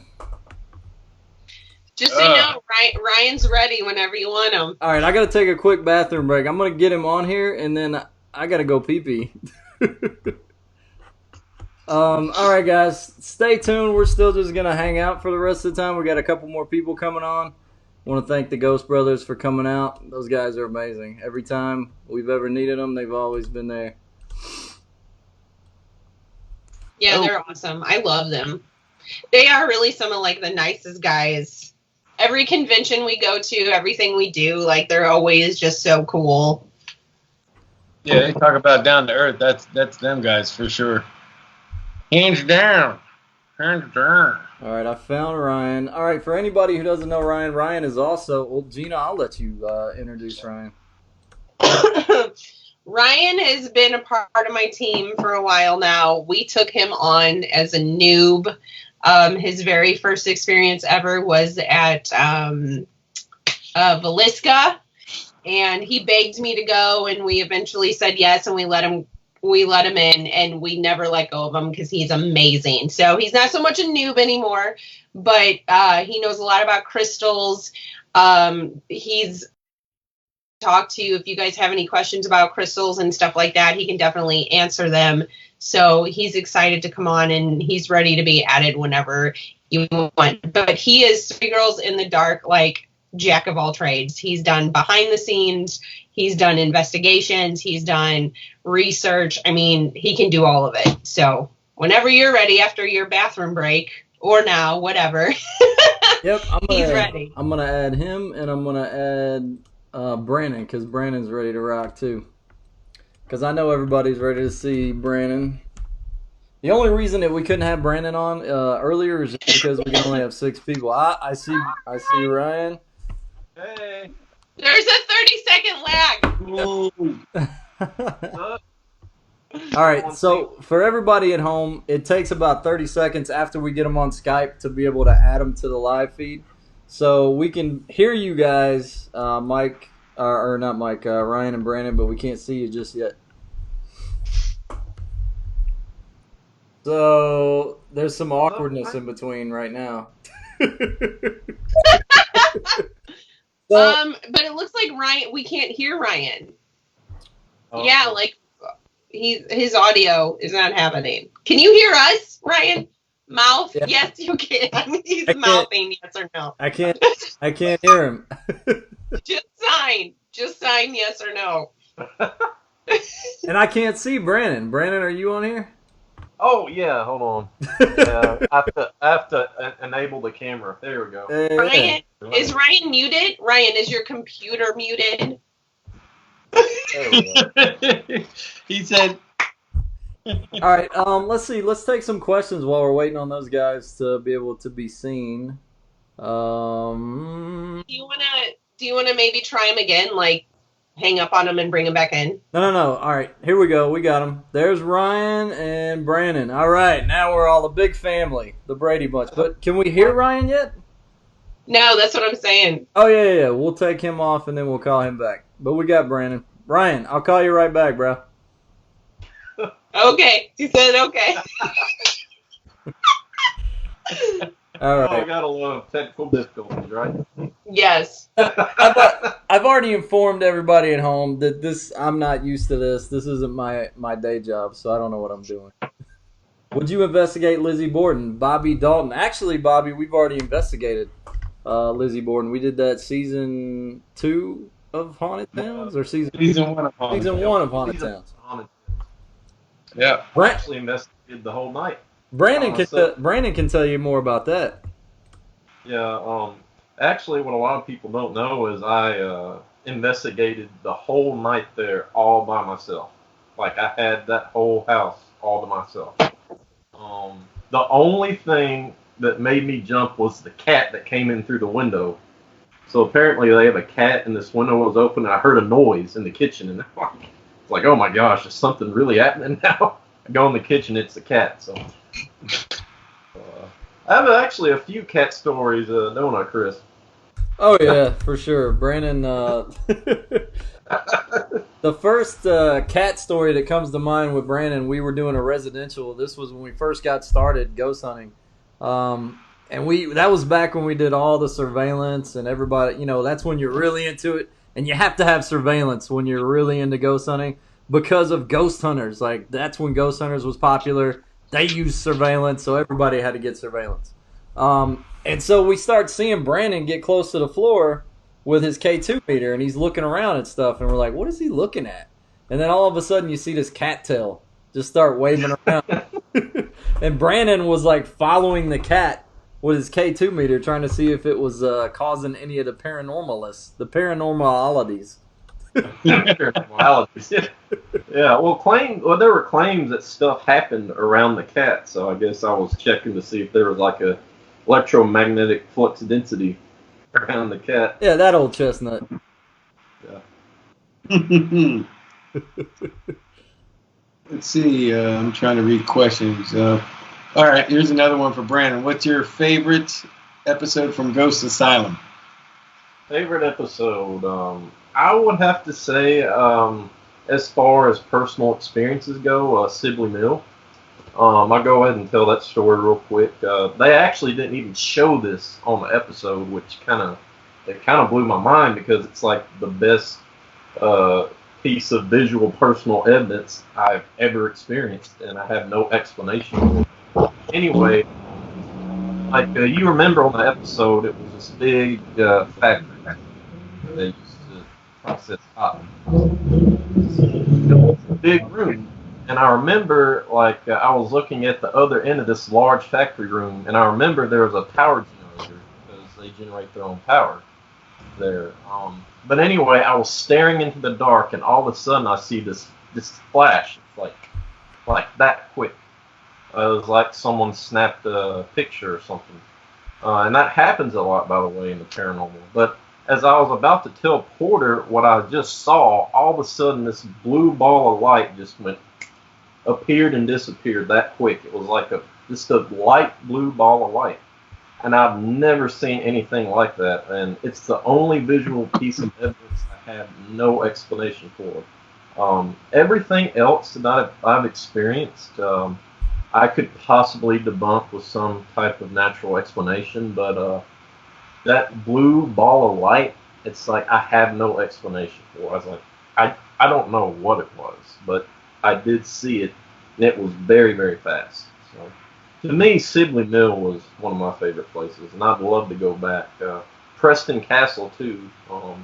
I love the activity on the Spirit Box with Preston Castle. So I think just those two places come to mind as far as my favorites. Mike? That's cool. Mike? Yeah, what's your favorite?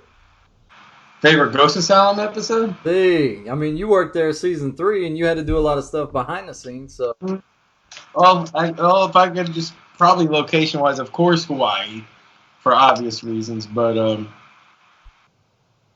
I would actually go with. Oh gosh, there were so many good ones on there. I loved Missouri State. I'm so glad we're be able to go back to that. And I love the very first episode filmed for that. I don't know if it was the first one that aired, was Peoria. Peoria was pretty amazing. It was just one of those places. It was almost like, I don't know if a lot of people watching have ever been there. I'm sure a lot of people watching have at least been or seen Waverly Hills. It's one of those places when you just pull up and look at it, you're just like in awe of the building outside. That's a real effect it has on people, because like I had always heard so many people say that to me, but until I actually drove up on it, it is so like, I don't even know. You are in awe of that building as soon as you drive up there. It's very imposing, especially when you go up to the entrance, and it's like there's just something about that entrance and just the design of it. And talking. Which one are you on? Waverly or Peoria? Waverly. Waverly, yeah. Peoria hit the same way with me. It's like pulling up, you're just like, whoa. But Waverly, yeah, it's like you just start driving up and you're just, wow. We didn't. I wasn't there for that filming, but Peoria hit me the same way. Just the building, you can just stand in front of it and look up at it and just have that little wash feeling come over you. Well, the weird thing about Waverly is Waverly taught me that a haunting really is affected by time.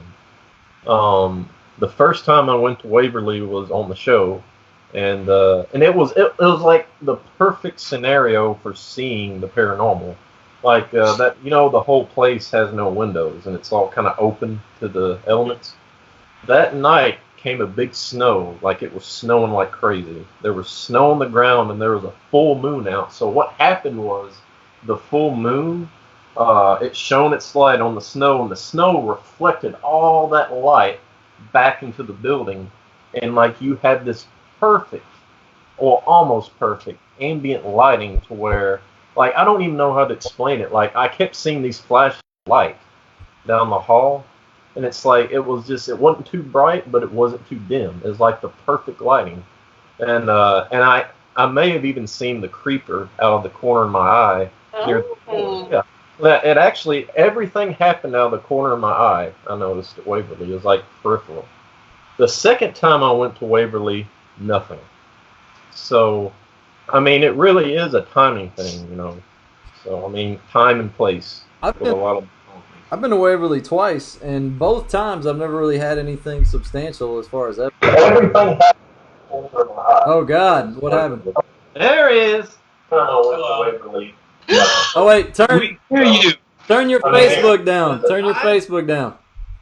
You're not. I've been to Waverly twice, and both. Okay. All right. Now we got, here we go. Now, we can't see you yet, Ryan, but we can hear you, so give it just a second. But how you doing, bro? Oh, I'm okay. How are you guys? We're doing good. It's a night of technical difficulty, so we understand your pain. It's okay. It's the first time I've ever FaceTimed on this iMac, so that's why. Right on. Well, look at you guys, all quarantined. All right, hold on. Ryan, what do you got? A straw. He's the only one with a straw. What is it?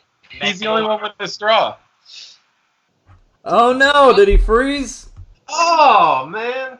He froze. No, there he is. He's back. Hold on.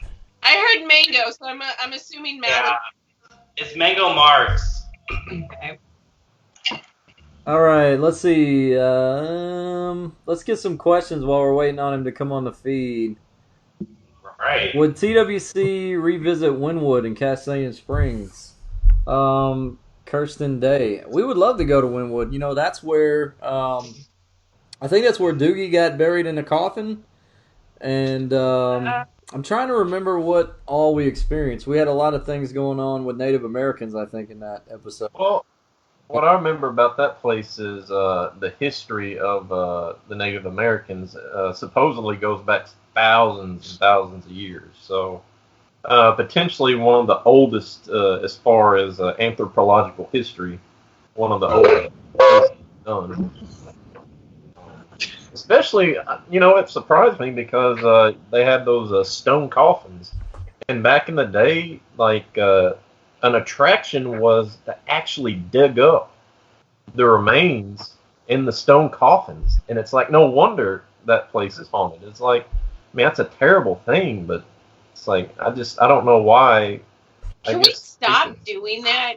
You know what I mean? Like, can we stop disrupting graves? Like, everybody, I feel like people are just like digging things up. Like, especially with like in Egypt and right. And like disrupting tombs and moving freaking coffins. Like, it's a recipe for, I don't want to say disaster, but like, it's a recipe for a haunting, definitely. So, I mean, that's probably why Wynwood's so haunted.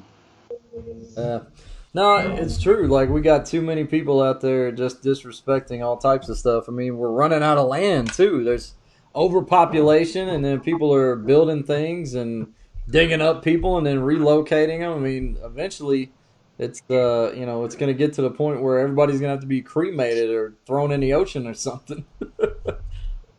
We know people are having their ashes made into diamonds now, I think. Like, it's one of the... I've heard of that. Like, oh, yeah, there's a lot of things. There's a lot of things you can, like, turn it into now. There's even, like, a tree you can buy to put your ashes in, and then, like, the tree grows out of this pod, and then you're a tree. So that's not a recipe for a haunted forest. I mean, it's interesting. Man. All right, so tonight we were gonna like get into maybe the topic, and Ryan, I think this is a topic you know a lot about too, is crystals. So is Gina. Yeah, no, I know Gina, you, and then we have Brandon who knows a little bit about it, and then we also have somebody. Her name's Holly. She's come to several of our events, and she's always bringing like a whole bag of these things. So we may have her on here in just a little bit as well, but. Yeah. Let's talk about this stuff because, Gina knows this about me. I'm not 100% sold on the whole crystal thing, but I have an open mind when it comes to it. So let's talk crystals, guys.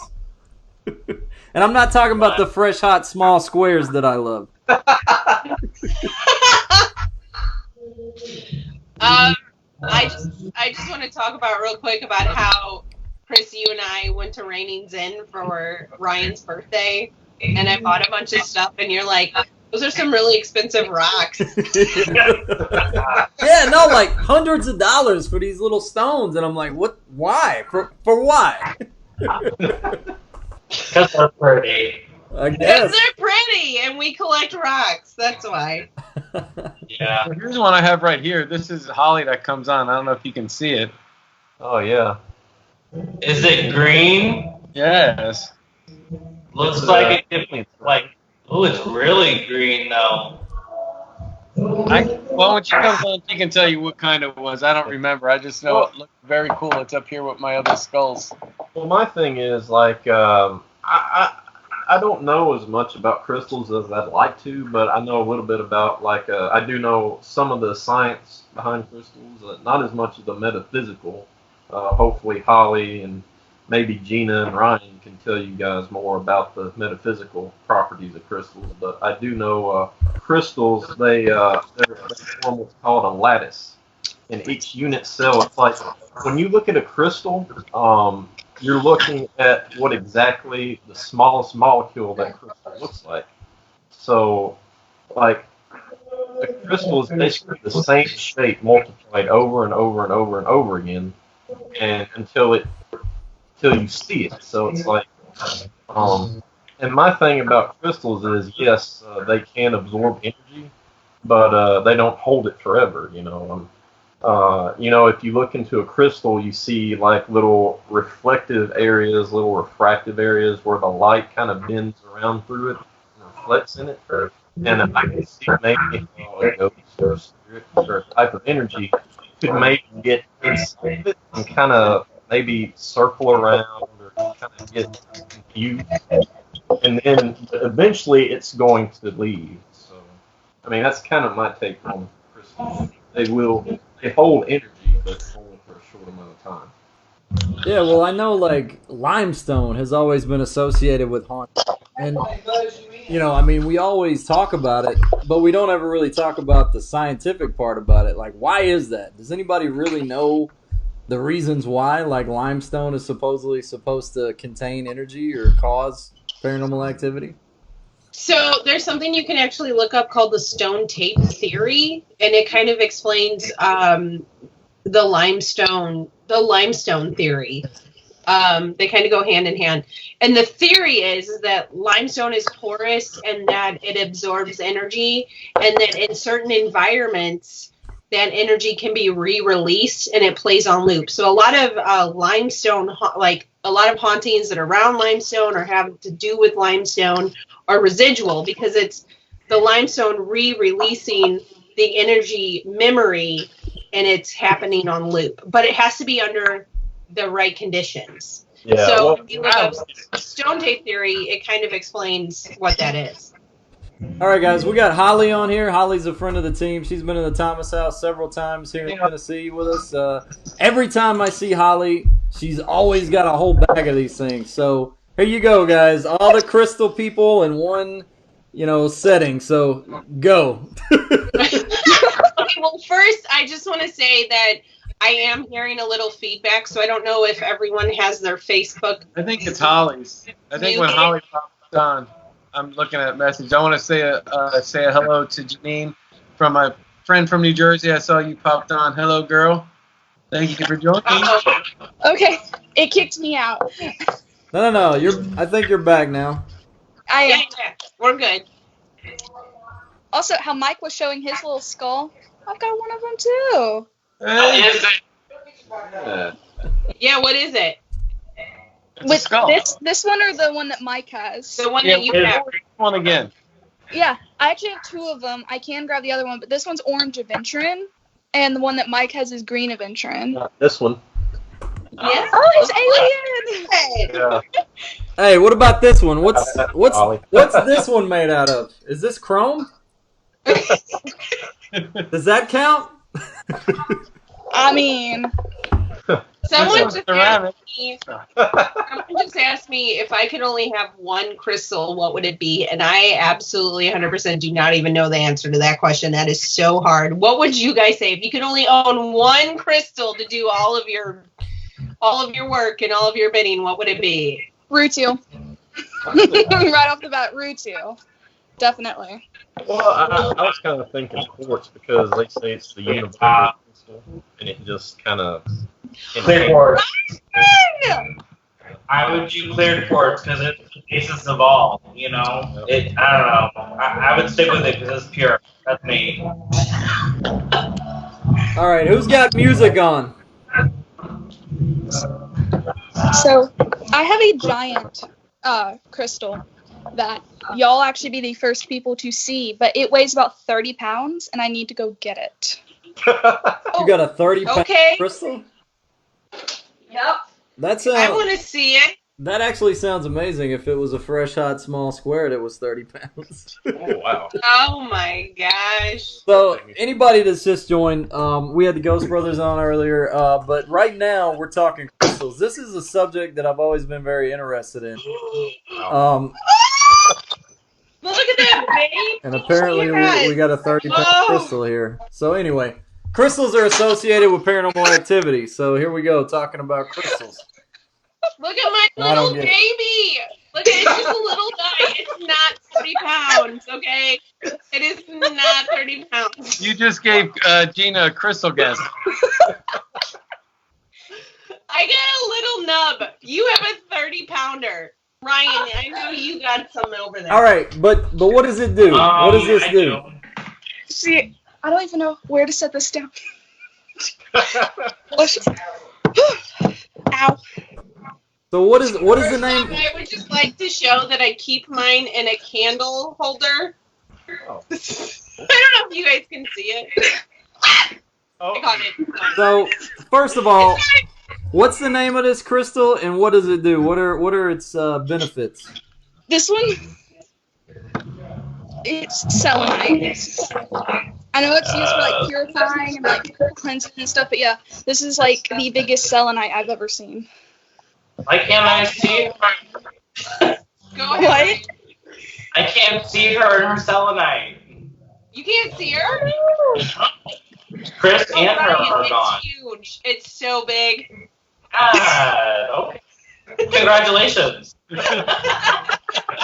Like doing military press with it. This piece makes me wish that I had never skipped arm day. Yeah. It's also the crystal that you don't really have to like cleanse. Correct. It's self-cleansing. That's what's really cool about selenite. Yes, I have selenite all over my home. It's amazing. I don't have. Hold on. So like, I don't have anything that big, but Ryan actually gifted me this guy right here. Ryan, can you see this? Is that purple? What'd you say, Ryan? Septarian. Yes. I just saw the colors and I knew it was you. It is very much me. It's a really good weapon as well. If I needed to like one of these guys. Okay, so we use crystals for protection. We use them for cleansing. Like, and I think she was talking about her favorite crystal. What about? And then Brandon, I think you mentioned yours. But Gina, what was you say your favorite crystal is? You don't know? Oh, that's so hard. That's like asking me what my favorite band is. Like I don't even know. Like it's such a hard. I don't even know. I have like, so I know you guys can't see, but really like adjacent to where I'm sitting, I have a bookshelf, and this bookshelf holds most of my crystals. And like, I don't know what would be my favorite because I use them for different things. So it depends on the situation, right? But yes, quartz kind of is like your kind of like, I don't want to say generic, but like covers all bases, right? But yeah, I don't know. That's really hard. I don't know. I'll be right back. So the cool thing about crystals is that if you're in the crystal realm and you're, giving them as gifts and you're giving some of your own away as gifts or during a hard time or a happy time or, whatever, they tell a story of someone's life. So, like, I can look at mine and I can see ones that I got at certain times, right? And so for Gina, that's the cool thing about her being my friend. And over the years, I've given her, and as a group of friends, we've given her certain crystals, right? So when she was going through a hard time with her pregnancy, we got her I found the most beautiful piece of rose quartz. And we gave it to her collectively, and that's a part of her story, and our story with her. So you can give them, as a memento or like as a push to help somebody get through a hard time or a good time, to celebrate. Like, and that's kind of the cool thing about crystals is it's not just for you, it's for the people in your life as well. I feel like Vanna White. Yeah. The cool thing about that piece is it has a rough and a polished side, and Gina, has a rough and a polished side, and it's perfect for her. I got a test. What I was gonna say is like rose quartz and amazonite are kind of the crystals that I tend to like because they're supposed to help with anxiety. What I do, and I have a lot of anxiety issues. So I've also read and I'm not saying I don't believe in the metaphysical crystal or metaphysical aspect of crystals, but I'm just kind of throwing this out there as an FYI. I read a little bit about the placebo effect and how crystals are used in the medical field for healing. And how would you be able to kind of eliminate the placebo effect as an explanation for them getting better? Because you've heard of a placebo as they think it's going to help them, therefore they feel better. Mm-hmm. So I guess that's kind of my question. This can go deep. Yeah, this can go really deep. Yeah. I'm just letting you know, we're opening a Pandora's box because, just like anything that you can't tangibly see, right? We can talk about religion in any capacity. Right. Wi-Fi. Can't see Wi-Fi. Yeah, but right. It works. you know, people who are religious, doesn't matter your faith or what denomination, if you place a religious artifact in your home, whether it be a rosary or just a cross on the wall, just to remind you of your faith, it's the same concept. You know what I mean? You're hoping that that's going to bring positivity or love or good, you know, good things to your home space. You would do the same if you were a crystal person, right? You would put something in your living room to kind of bring togetherness and family and unit, right? And then maybe in your bedroom, like amethyst for peace and tranquility, and to bring together a relationship with rose quartz with love. And there's so it's like a cookbook, right? But it just depends on how you want to subscribe to it. So you could like think about it in that sense. You know, you could put a cross on your wall, or you could put a piece of citrine, you know, to bring some good energy into your house. You know, it's like, and they can go together. That's the kind of cool thing about crystals is, doesn't matter your religious interest, you can bring both of them together, and they can mesh really beautifully if you need them to. You know, it's just about time. Yeah, well, and two, I'm not saying that I don't believe in the metaphysical part. You know, it's just kind of throwing that out there, I guess. You know, I'm definitely open-minded to the metaphysical properties, just for sure. Okay, I will be right back because I'm gonna go put this up so that I'll actually like have room if I need to do anything else. So I will be back. Ryan, I'm really sad that you can't see her, Crystal. But Ryan, I also wanted to show you my new baby. I don't know if you can see this. Is it? I can't tell if it's all the way black. Is it a bunch of dark? Like, is it? I don't think it's tourmaline. No, it's green. It's kryptonite. No, it's all green. That's a chunk of green. It's very pretty. Like that. It's jade. Lovely. And very rough at that. It's same like the rose quartz. It's got, right, it's polished and then rough. It's kind of my new thing, I think.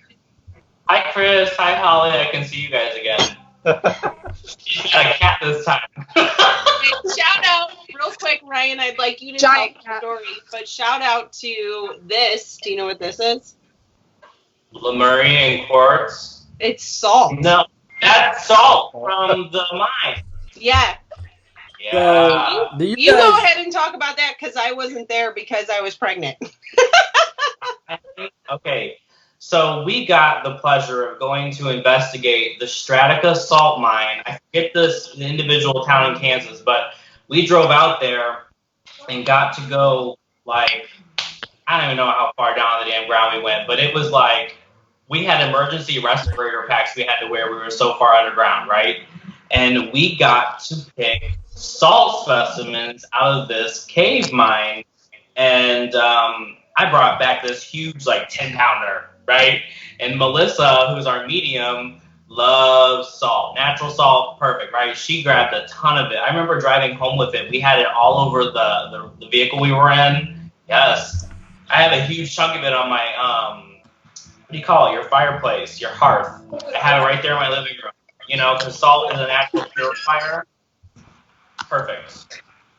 Where's Chris? There he is. Hi, Chris. I'm right here. I'm listening to you guys. I was just gonna say I'm allergic to that crystal that Holly just had. Yeah, I got.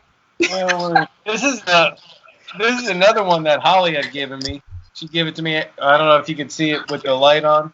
Oh, the trolley eye, yeah. Yeah, she gave it to me at the Thomas house. Looks like a bar soap, but it's very cool. It was Sneed. Sneed? Yeah. Also, there's one that I do want to show you that I recently got. It's a citrine skull with no lower jaw. Very pretty. That is cool. Yeah. I love Where I'll take this. That's what Indiana Jones was looking for in the fourth sequel. The one crystal, Holly, that really intrigues me the most about your collection is the Lemurian.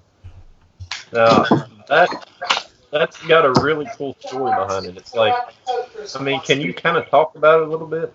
I mean, the Lemurian seed crystals? Yeah. I actually have it right here because I figured I might end up talking about it. Now, I'm sure that, Gina and I'm so sorry, I cannot remember your name. Ryan. Knows about these. It's Ryan, yes. I'm so sorry. But, Lemurian seed crystals, it says they were planted, in the earth by the ancient Lemuria to, like, transfer information and stuff. And Lemurians get called to individual people. And normally they will not be called to you until you are ready for that information. And how most people do get that from Lemurians is, like, it has striations. And, they meditate while, rubbing the striations. And despite what a lot of people would say, and I will genuinely get into, like, full-blown arguments on people about this, is true Lemurian seed crystals only come from one place in the world, and that's the Diamantina mine in Brazil. Some people say, oh, they're found in the U.S. and stuff. No.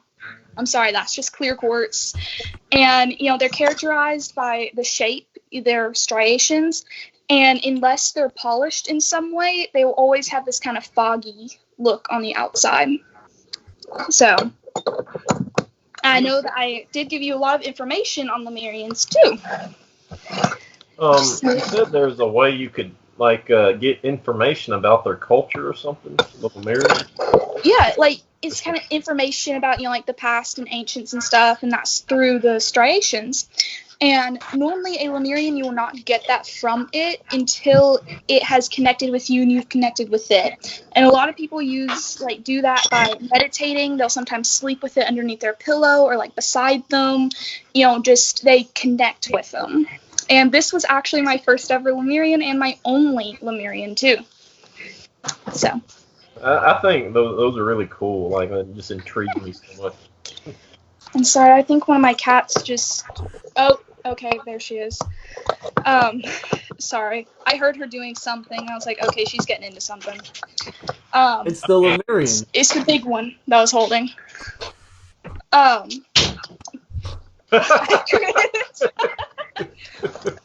Another one that I have that's actually, like, really interesting to me is this is pure sulfur.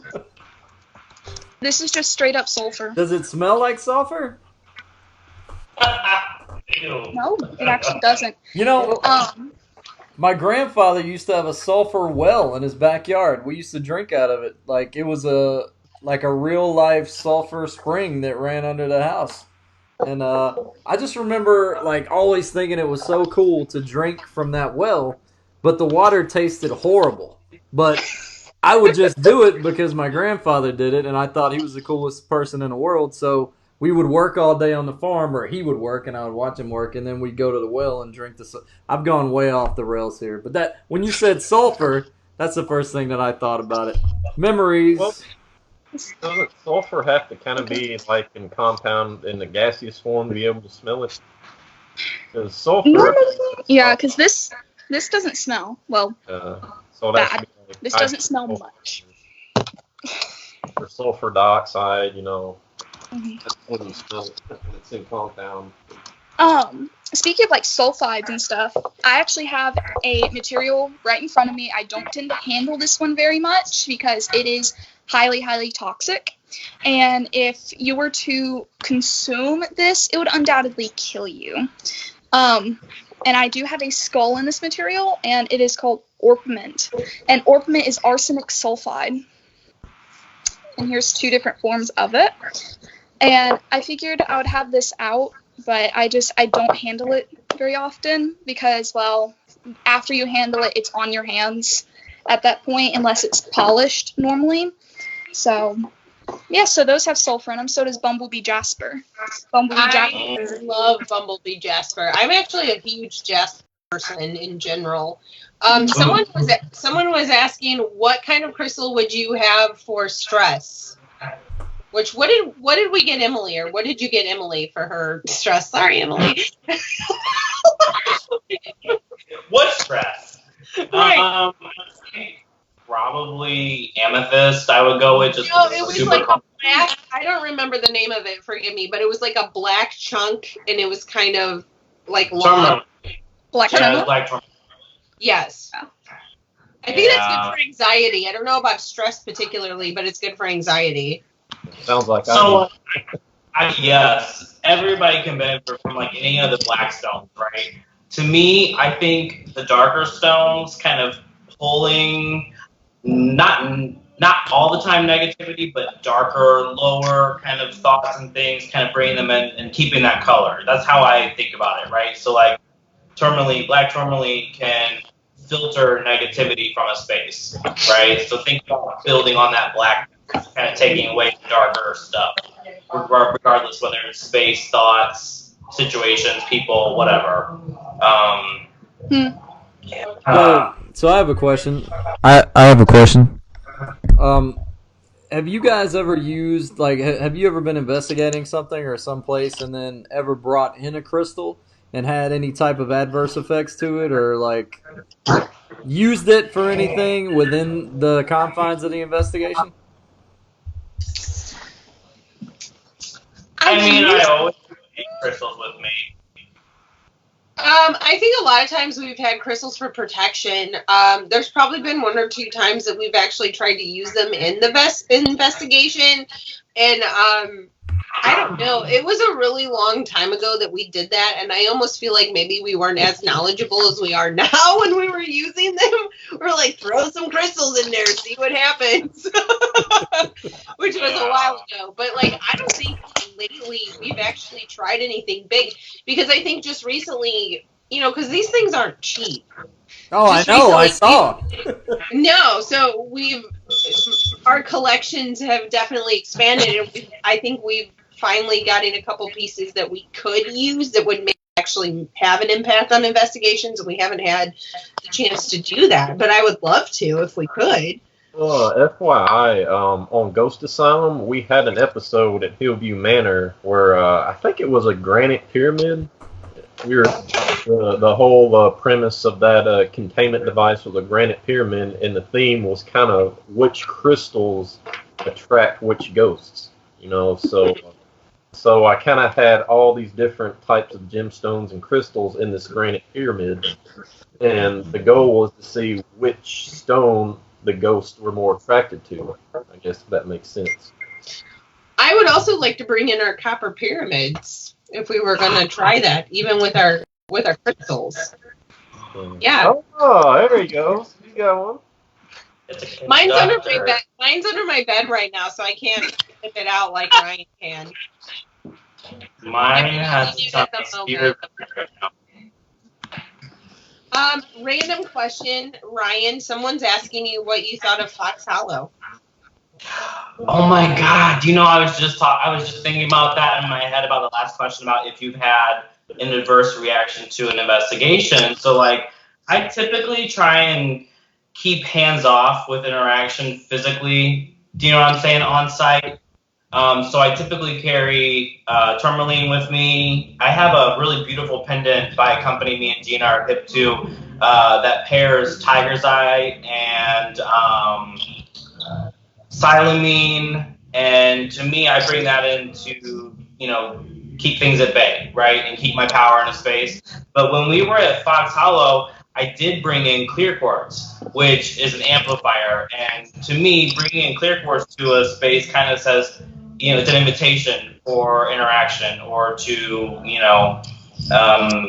amplify an interaction potentially. And I felt a really personal connection to Fox Hollow. First of all, being a gay man in a home where a ton of gay men were murdered. I felt a personal connection to the case and the location, and it was very surreal.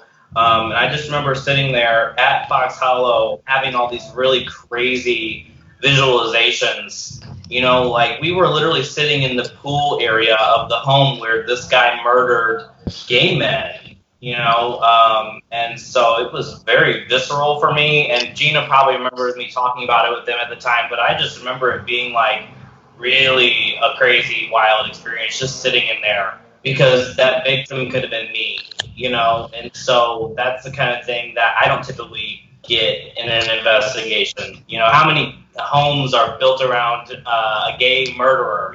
Not many. So that was kind of a really cool one. rambling. Sorry, too many margaritas. No, because I kind of apologize, but not at the same time, because we all kind of like know what we signed up for, but we totally used you as a trigger object that night. We were like, Ryan, go in!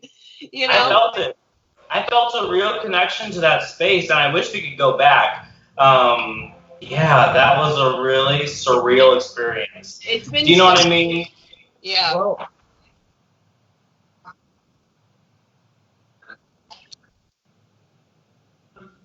sure. Probably.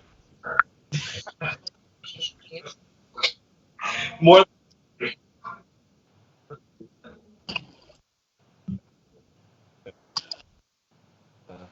Well, I mean, it's just Yes. I don't. I mean, it's just some of these places. The history's so dark and tragic. It's like I wouldn't even want to investigate it. It's like I just don't want that sadness. Probably the most tragic. The one place that had the most tragic history for me that I think I've done so far is the Titanic Museum. And I felt sad throughout the whole thing. Well, I mean, just going through the museum, seeing how people died and suffering, and like, just, I don't know. And listening to that violin music at the end, it almost brought me to tears. You know, so it's I mean, it's right here. Like, yeah.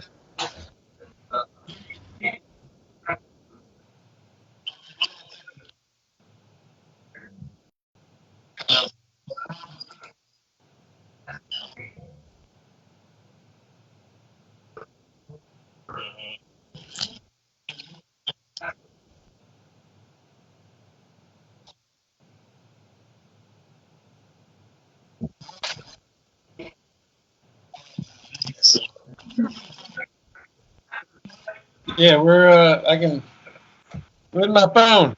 There we go. I can tell you the date right now. Hang on. Stand by. I was an old rich lady, and I survived. September 5th. September the 5th. Yeah, I remember in November of last year, I did the Ghost Hunt Weekends event in Pigeon Forge, and it was very, very emotional, especially seeing Chip, like, you know, do the session with the Bible that came off of the Titanic, and in the room dedicated to the musicians who stayed on board, there were life jackets. I think there were 2 or possibly more of them that like still had the straps on them. You know, those were from people who survived. But then they had 2 of them that the straps were cut off, which meant that they were retrieved off of dead bodies. And that was just like a really, really emotional thing, you know, walking through the whole place and just seeing things that belong to people who tragically died on that ship. Even though I must say we did have some very, very good activity there. Like I saw a full-bodied apparition in the musicians' room. So. Cool. Just so you guys know, a lot of people are saying that they can't hear Chris. I know, I'm dumb. Like I fixed it. I hit the wrong thing. I'm sorry, guys. I'm still learning the program, so I'm pretty sure everybody can hear me now because I'm dumb. I hit a button. I'm not running it. It'd be a mess. I hit a button.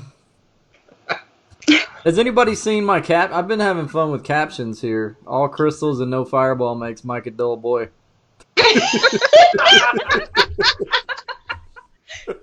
Let's take a drink in honor of Mike. I got my brass crystal. Oh my gosh!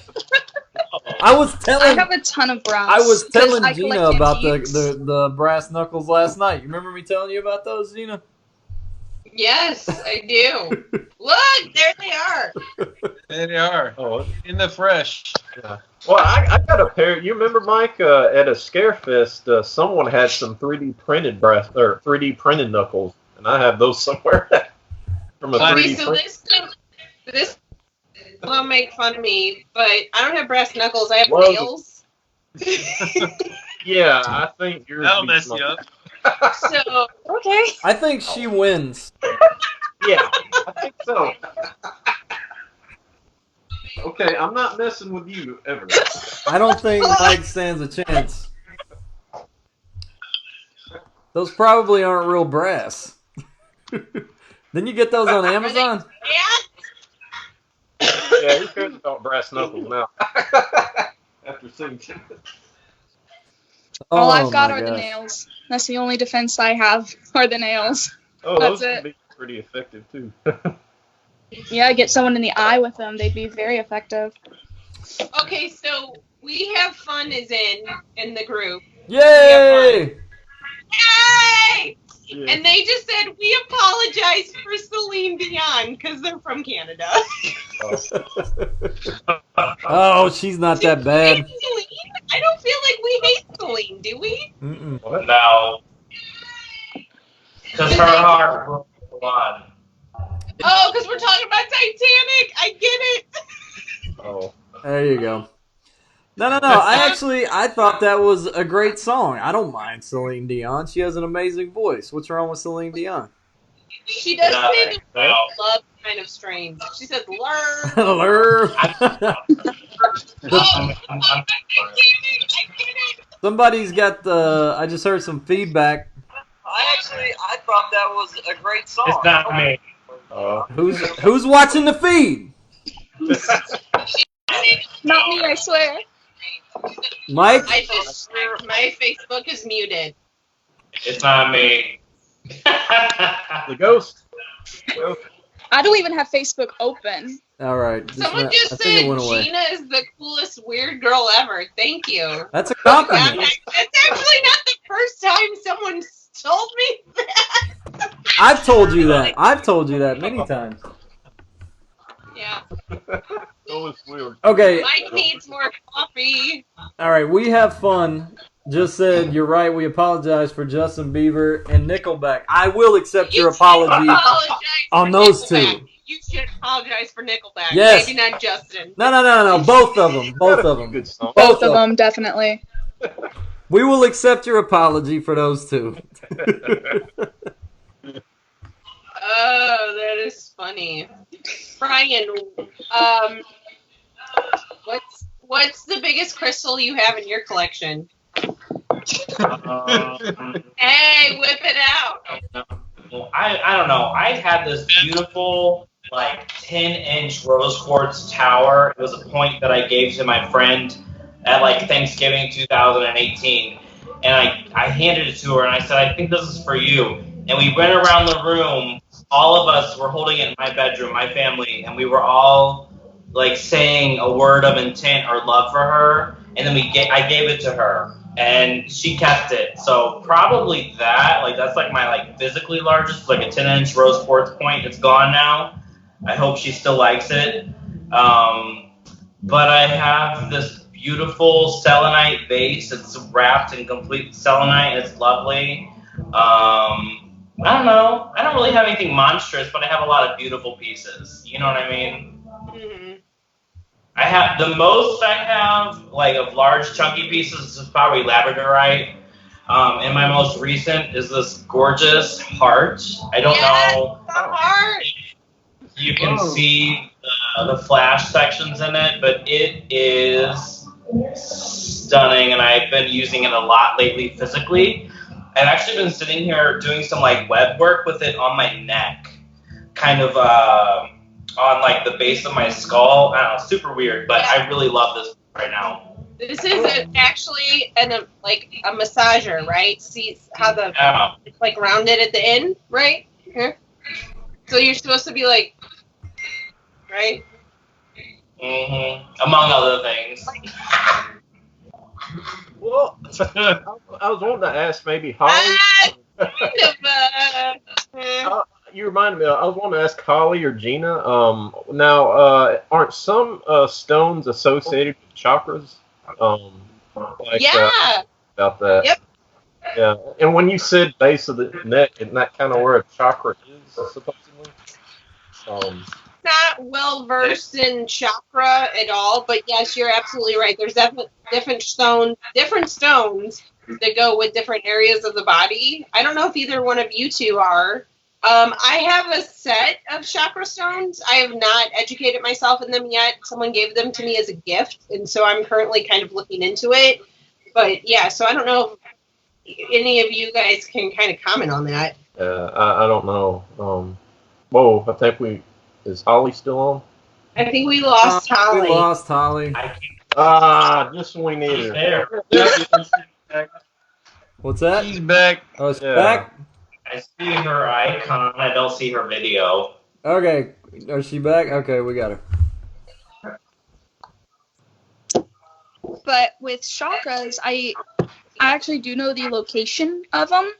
There's the crown chakra, which is on the top of your head. There's the third eye, which is like kind of right in between your eyebrows, the heart in your chest, solar plexus, which is about like 2 or so inches right above your belly button.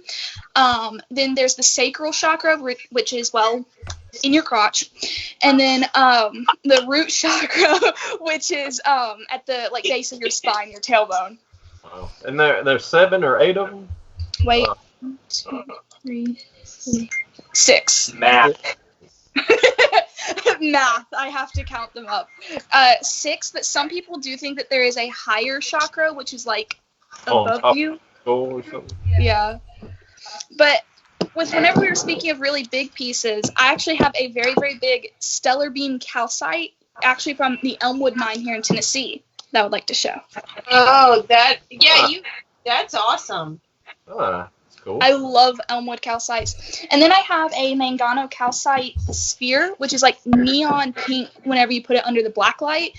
And it's heavier than my selenite log. So I must say, yeah, that's got to be my biggest piece. And I can go get it, but it would just make me nervous. So, Holly, someone was asking if you were at the Snickerson Sneed House in January. yes, I was. Oh, okay. Who is like who lives above a club? Is anybody else hearing this?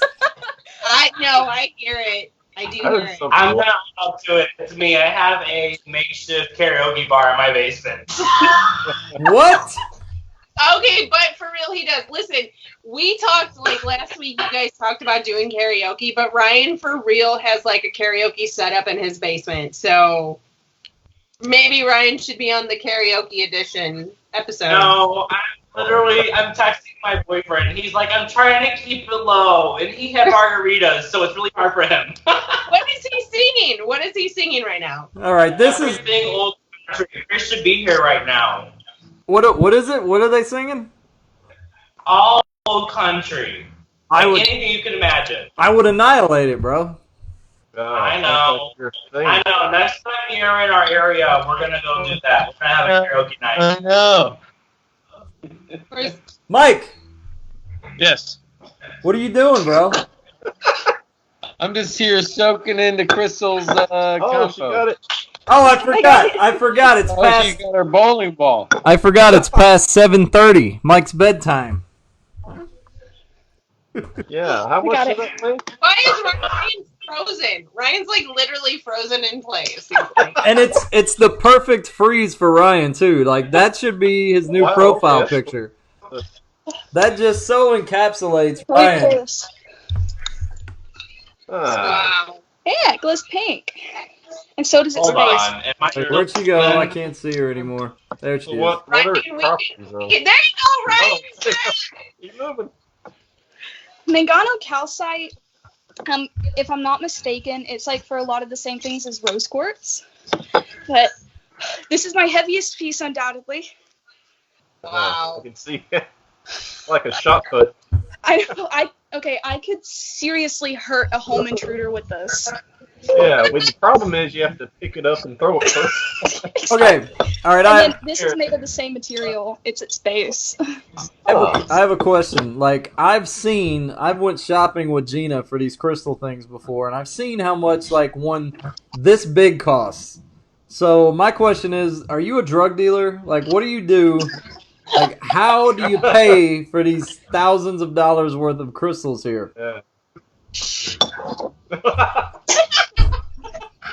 Oh my! She just like keeps bringing them out of her basement. Like, where is she going?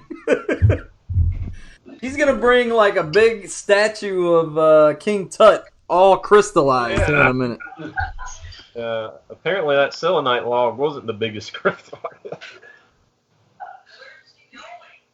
Somebody. Did someone screenshot that freeze? Unfortunately not. We didn't get Ryan's freeze. It was like at the perfect time, Ryan. You were like, with your phone. It was great. It was pretty funny. Wait, is he frozen again? He's not moving. Is he or is he just reading something? No, He's frozen.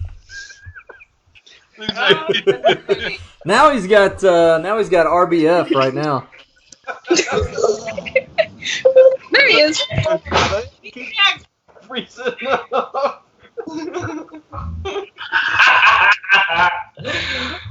Oh, hi, friends. Sorry. You got some Hey. skills, man. Just Where are some really good places you guys can pick up crystals? Who do you trust as your crystal dealer?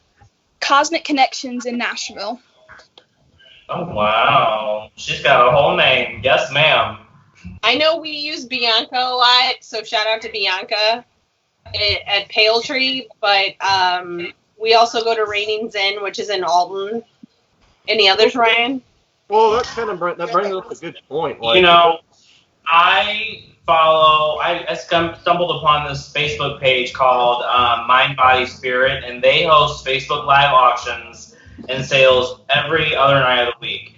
And it's this husband and wife, and they just curate the most beautiful, unique pieces that you'll ever see. And every now and then I'll pop in there and grab a piece and add to the collection. But a lot of my stuff I have gotten from like Raining Zen, or picked up or gotten from friends or whatever, you know. Bianca, her necklaces are beautiful. I have like 14 of them. And they're all gorgeous combinations of beautiful, weird pairings, and you would never think to put them together, but she does, and I have them.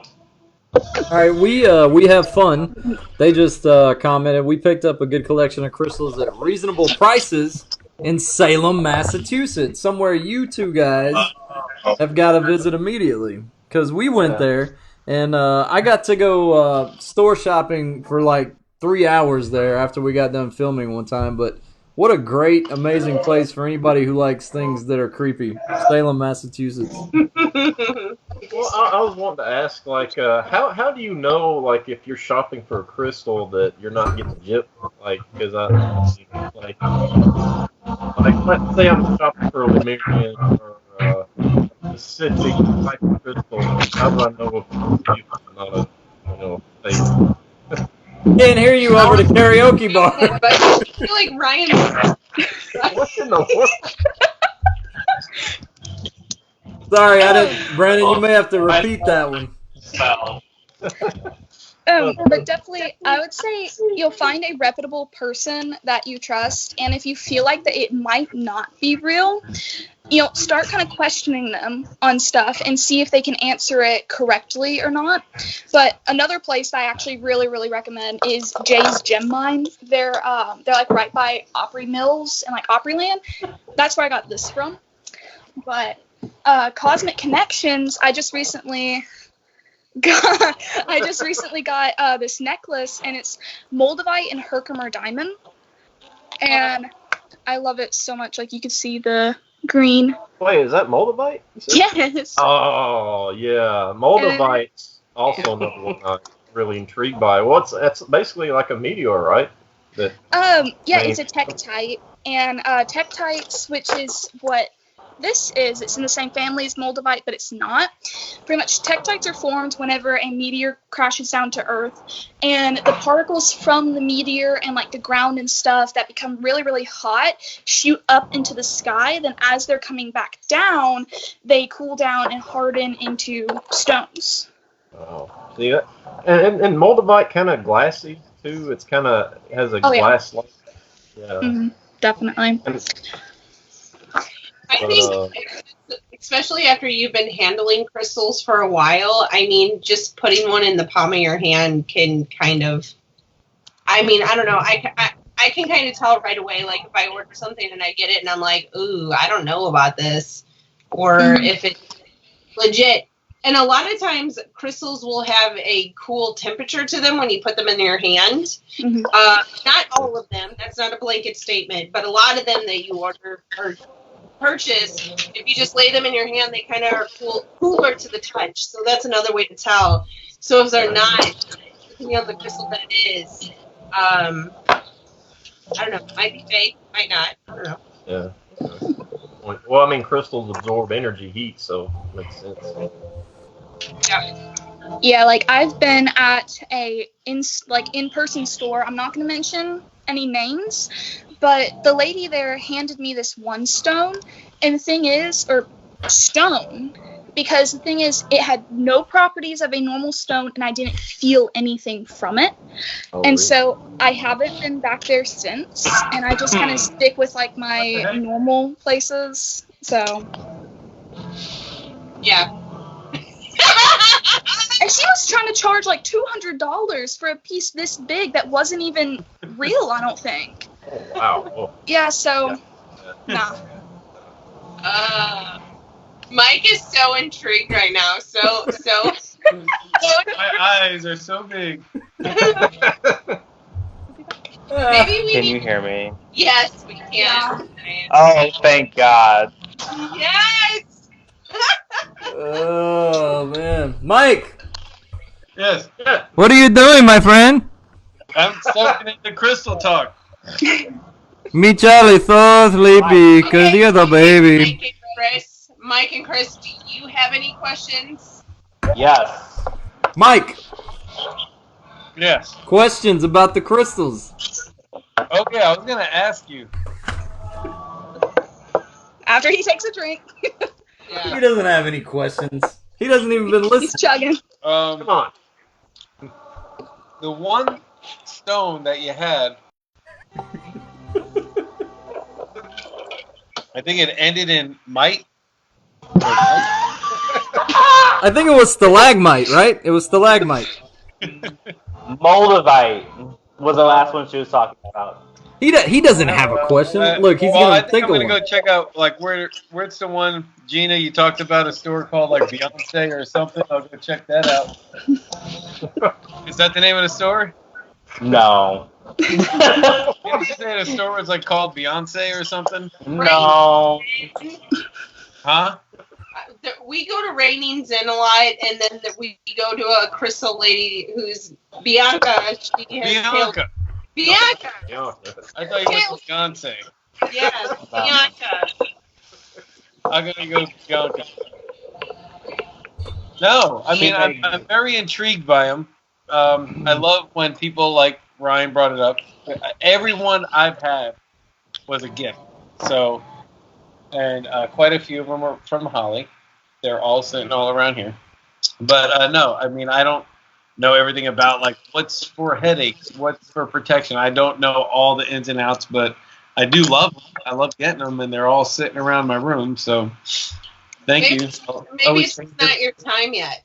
Eventually, maybe you'll connect with them and then know what to use them for. Because a lot of times, it is a very normal thing to have a crystal collection and gift them to somebody. Once you're done with them and you're like, this no longer serves me, like, I might be like, Ryan, I think this is for you now. Yeah. So I recently did that, actually, with one of mine. So, you never know. Well, my thing is, like, I'm interested in crystals and the metaphysical properties and everything.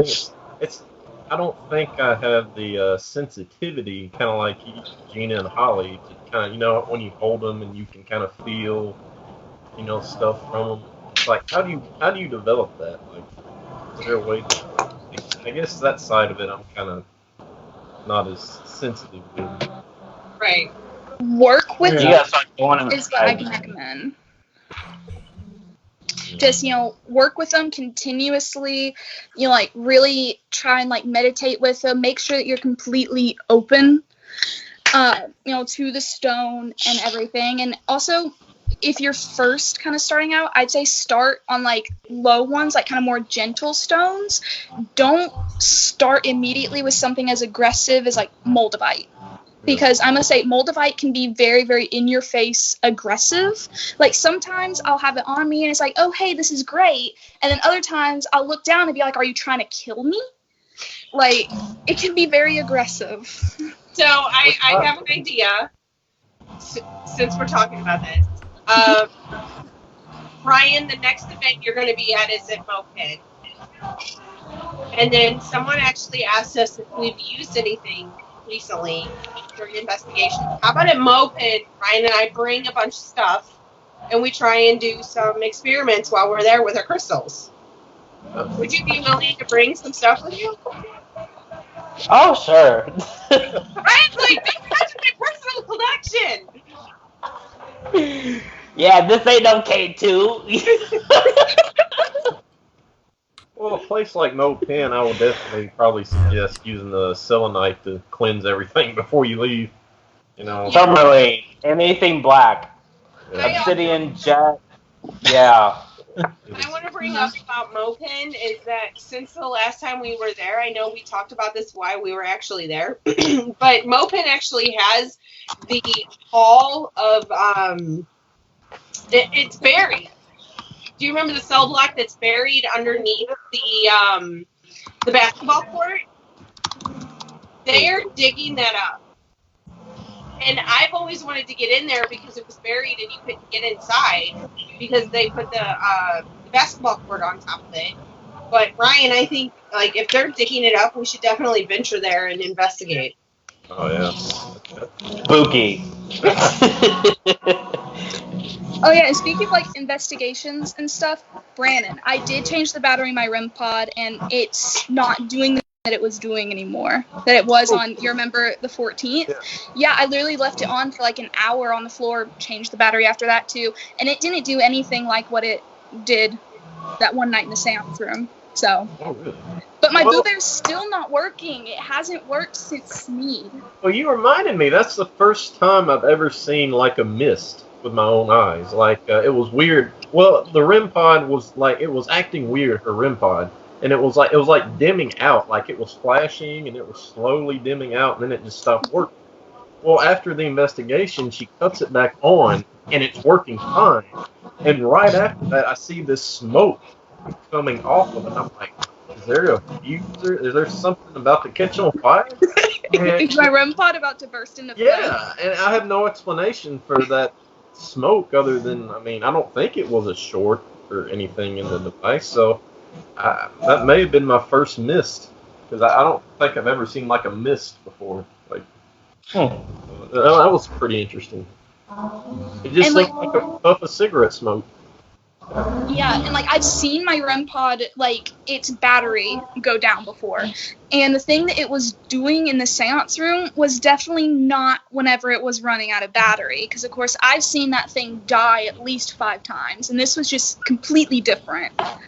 And so I'm glad that it's okay. Yeah. Because it's my favorite piece of equipment. But yeah, Boo Bear is not working at all. It's just dead. It's gone.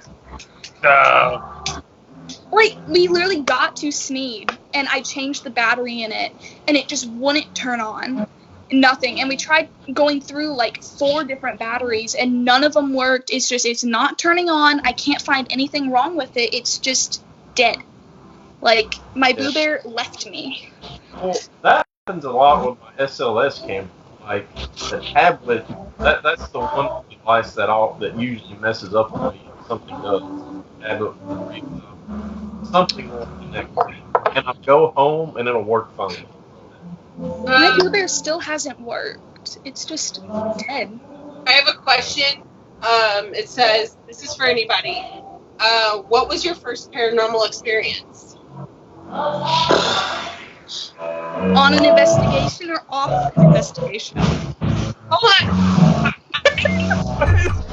Oh my God, Ryan! Are you asking me?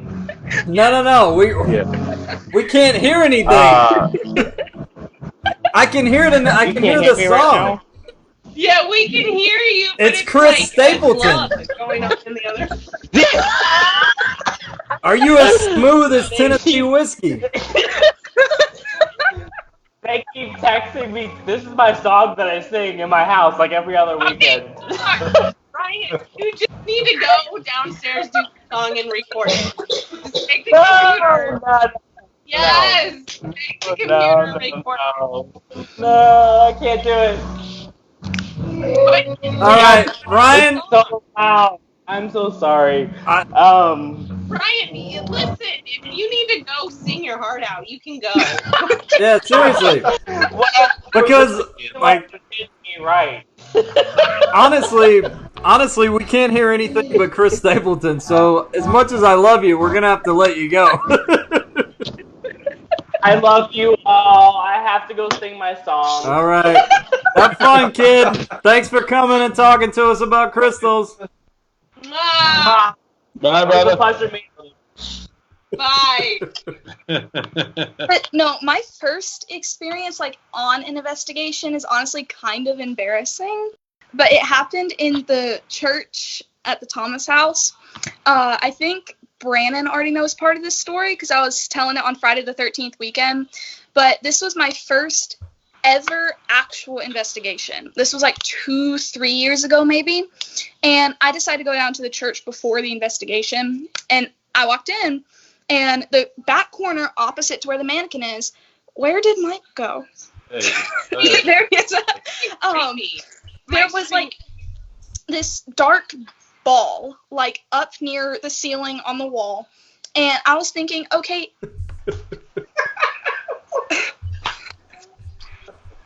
like maybe it's just like a shadow, maybe there's like something in the way that I don't know about, until I took another step.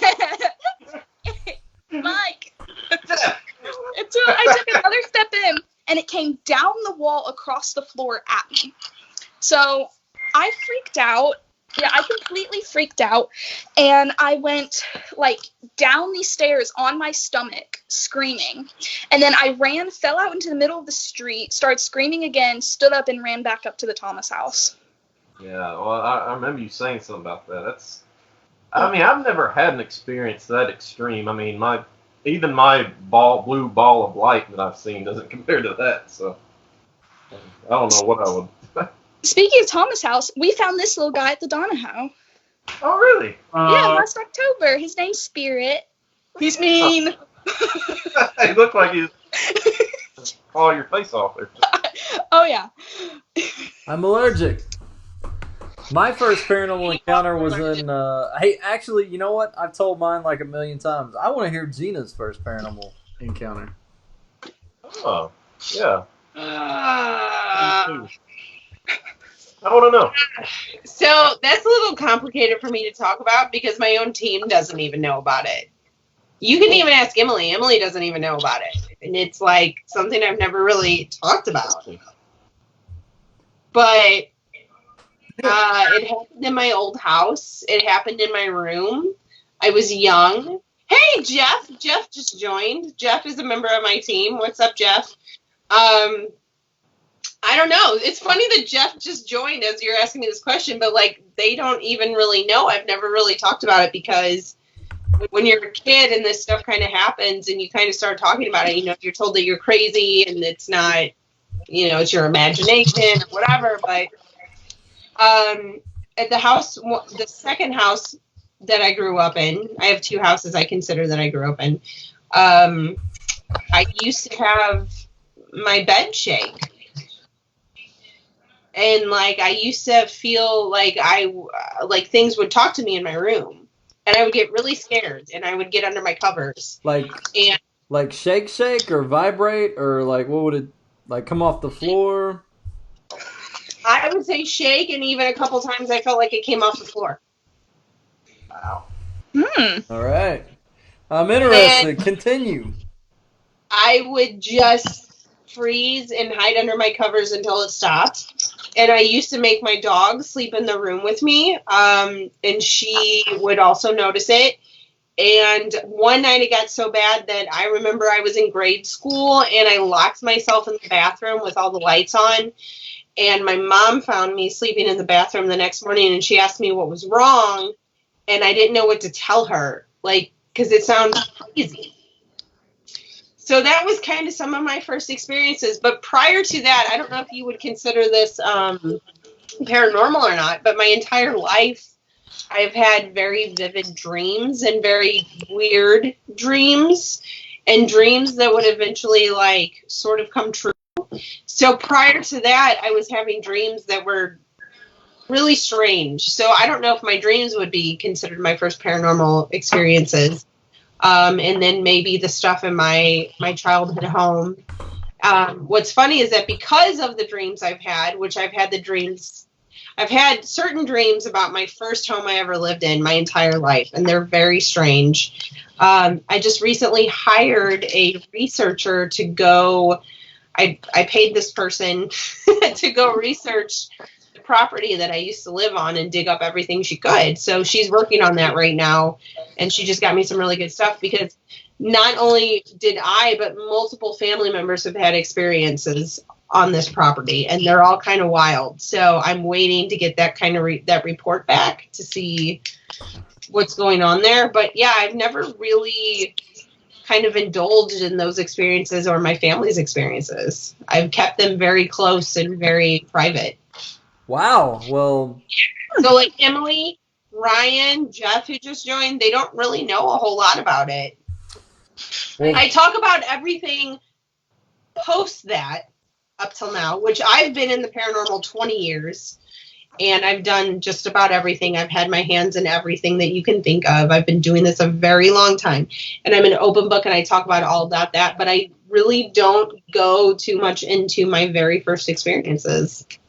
Well, thank you for sharing. Your paranormal experience sounds like it needs to be written first into a book. Yeah. And then made into a movie. Yeah. It's not like everybody else's paranormal experience where it's just like, oh, this happened on this day at this year.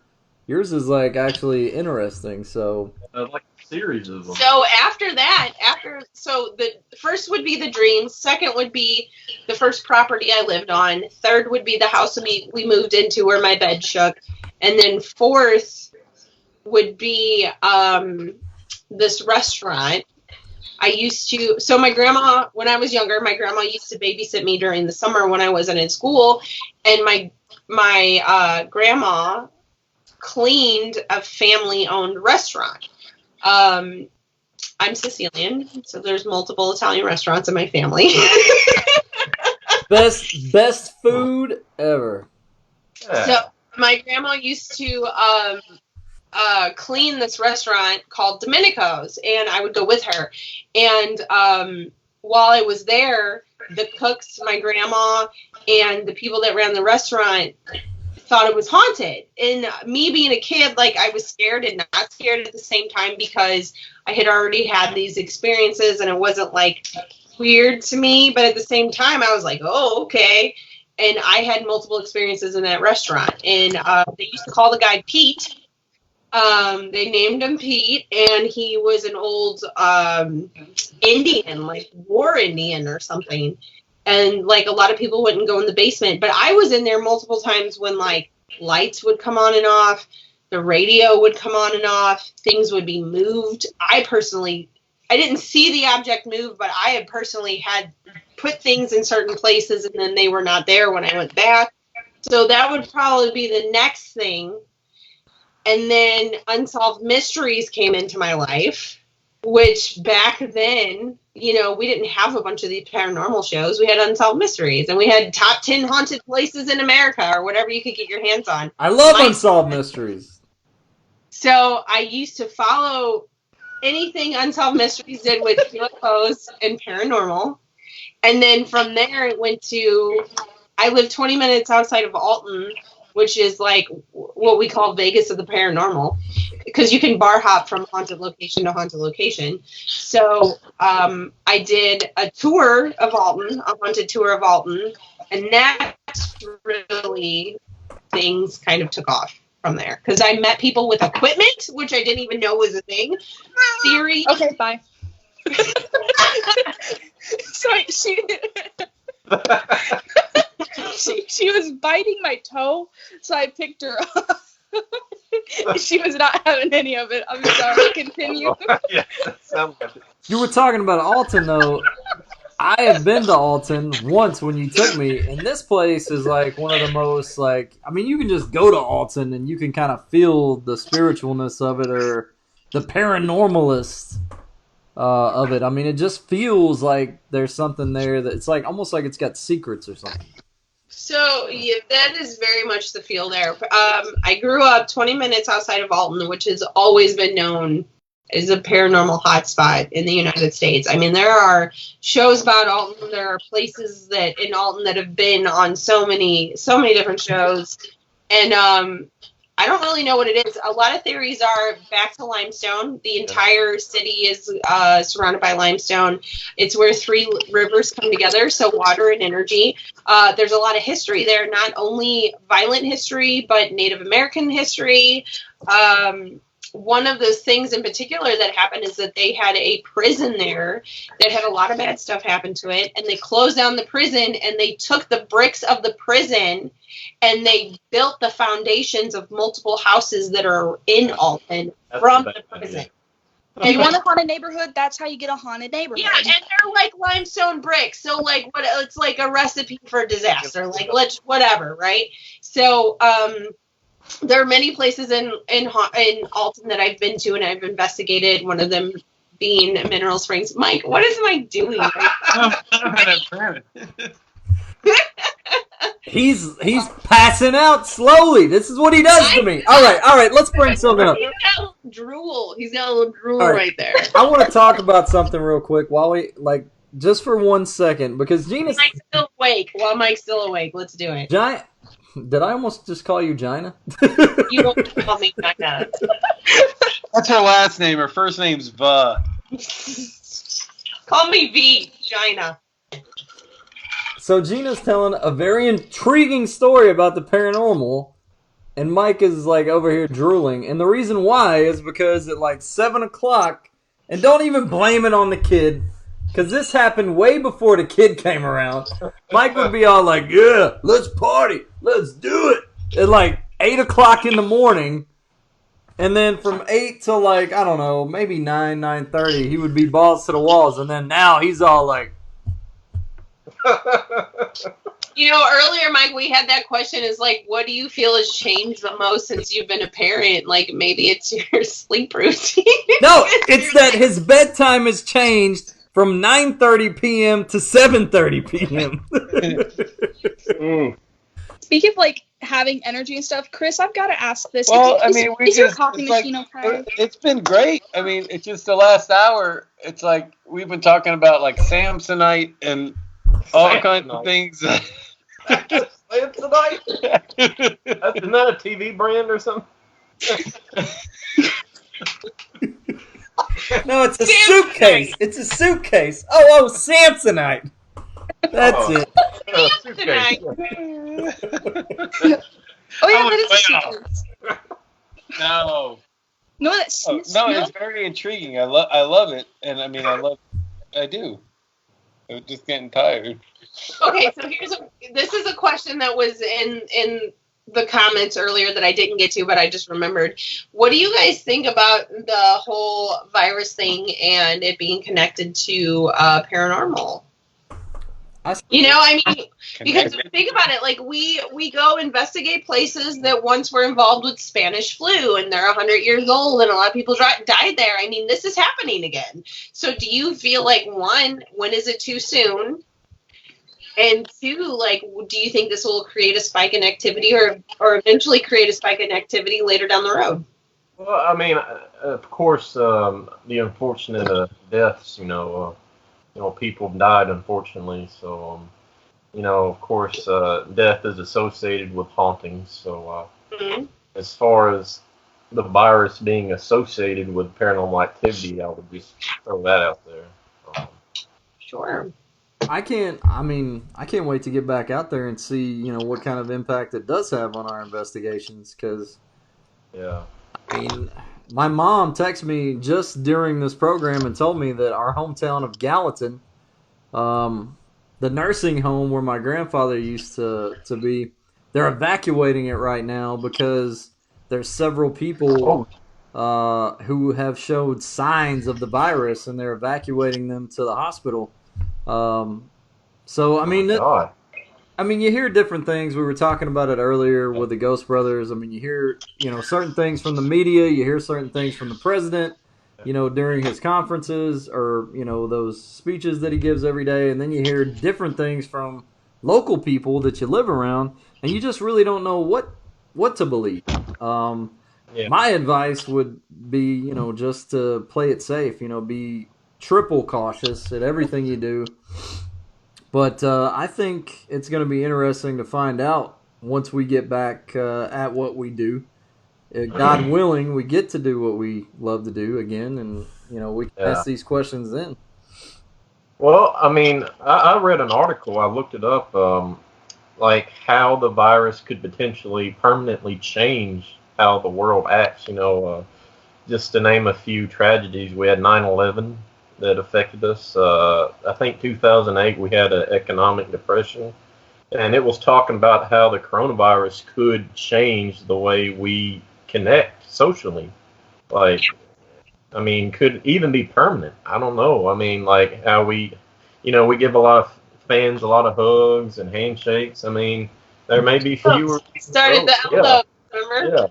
Yeah. So it's like, I mean, it could make some changes. And I said this before in the last video. I, in my lifetime, have never experienced anything that's affected the whole world like this. It's like, it's almost like, I know God has a purpose, and I know God's behind it, and and He has our best interest in mind, and all I can do and all everyone can do, and I can admonish people, is just to have faith in God, and He'll get us out of this, and just pray, and that's my only answer to that. Yeah, and protect yourself. Like, stay home. Make sure, like, if you have a kind of weaker immune system, like, make sure you're taking supplements and stuff to kill it off and, like, ward it off. Because as much as I hate this stuff, and I know that Brandon knows this, On Guard. I've been using it because I have On Guard toothpaste. Yeah, I have On Guard toothpaste and On Guard mouthwash, actually, and I made hand sanitizer with it in it.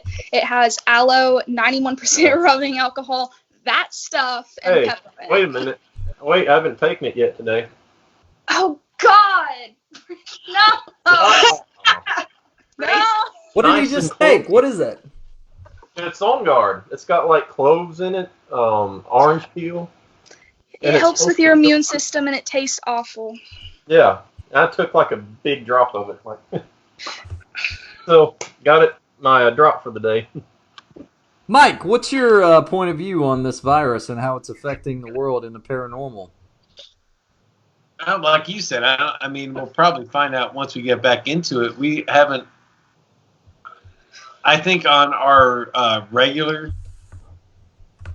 thing like we do weekly, I think these places that we visited, a lot of them that we visit, I think there's going to be a spike outside of the, not talking virus, but because of it, a lot of these places haven't seen people, because a lot of these places are on lockdown.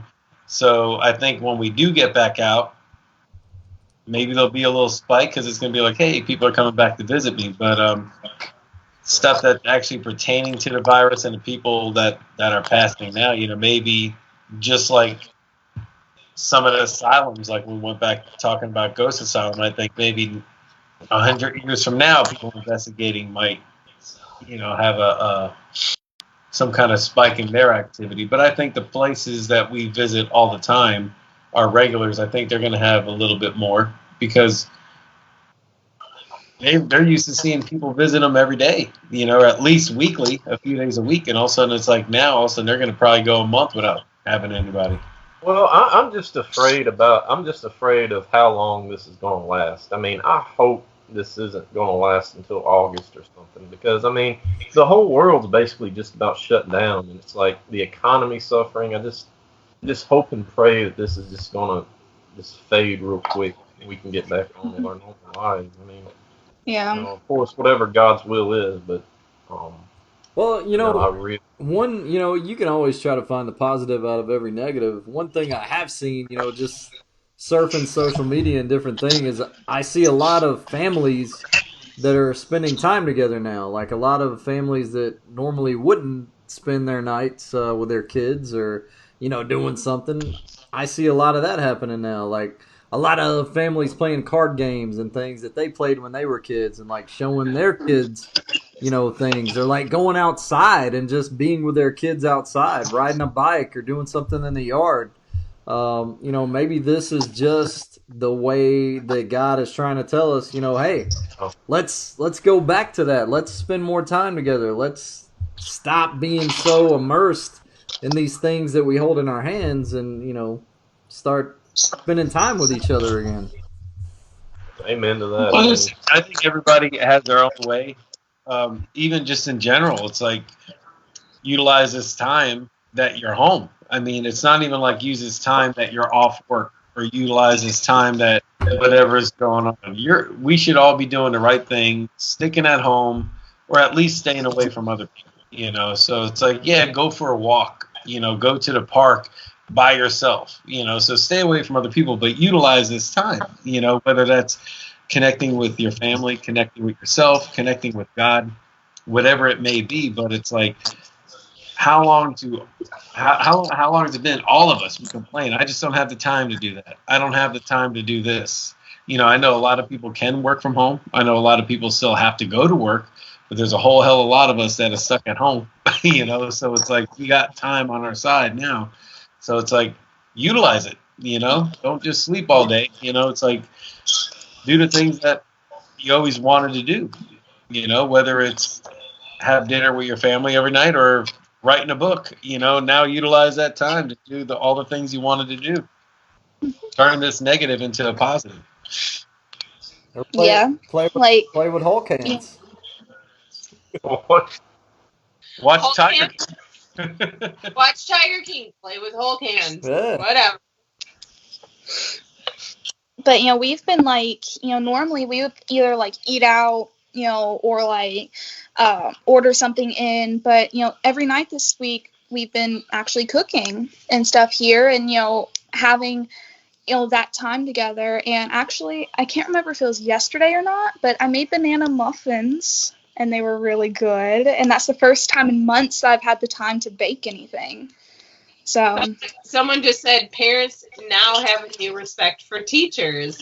That's another thing, is like something I've always thought, not just because of now, but like I have a lot of friends who are nurses. I have a lot of friends who are teachers. My cousin's a teacher, and like I've never understood, and this is just a personal opinion, but like football players get paid millions and millions of dollars, but yet the person that's going to save your life is like working their ass off to pay all their bills. And I feel like in this type of situation, not only with school, but like in medical field, people are going to probably respect those people a little bit more, and I hope they get paid more after this. I do too. I'm rooting to get a raise. Yep. I mean, think about it. I mean, here we are, we're safe in our homes. We don't go out a lot. Nurses, doctors, they have to go out near it. They have no choice. That's their job. That's like props to them. I mean, that's amazing. I've seen on social media where nurses are, they have to wear the masks, and it's like rubbing holes in their ears because they have to wear the masks all day, and they've got like places on their face. Because, you got to go in for, some of these nurses, 12, 16-hour days wearing a mask, and it's just wearing holes in their face from just wearing the mask. So, and then, you have people who were forced to stay home, and you have people who were forced to go to work. And I have sympathy for both sides. It sucks. Yeah.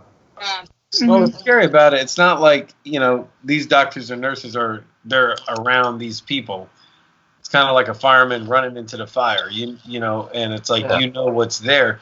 The difference with this thing, from what I'm reading about, is that it could be up to 2 weeks before you even show signs if you have it. And some people don't even show symptoms, and you can just be a carrier of it. So that's what's scary about it, because you can be like, oh, I went to Walmart, I'm good, and you can be a week later, see, I'm good. And it's like, but meanwhile, you passed it on to somebody else, so it's like, you might remain good, but you might have passed that over to other people. And that's the scary part. So it's easy to just be like, bye-bye people for a little while. Mm-hmm. Yeah, there's like pictures and videos floating around of doctors and nurses that whenever they get home, they're like staying in a tent in their garage to stay away from their family because they don't know if they have it or not and just aren't showing signs. Yes, do that. What? What? No, like you need to strip down in your garage, put your clothes in the washer, and then go shower, and then drink hand sanitizer, and then go talk to the family. That's what people need to do. No, I think people aren't taking it seriously enough. I think that it's something I mean, obviously, I take it very seriously, but No, I'm glad you bring this up because, like, I agree with you that it's serious, but this just makes me. And we don't have to talk about the virus itself, but conspiracy theories. Yeah. What do you guys? What's your favorite conspiracy theory? What's what you guys just absolutely like going into? Whatever. I'm kind of like the X-Files, and I'm starting to tell some of our fans and some people I know. I mean, I'm still interested in ghosts and spirits, but I'm kind of developing an interest in aliens. I mean, I'm very open-minded to the possibility, and I don't know. I mean, now my take on conspiracy theories, like 90-something% of them, I believe are, not anything to put a lot of stock in, really. But I think maybe a few of them, maybe. I don't know. I mean, it's like the X-Files. I want to believe as far as aliens go. And I've had a lot of questions, So, I mean, definitely that part of it intrigues me. That's why I gave you the alien. Yeah. Yeah, I've always wanted to meet. Well, let me give you a question here. What would you do if you came face to face with an alien? I mean, like a real. I would die. But some of them are supposed to be telepathic, and it's like, I mean, and my thing is, it's like my take on it.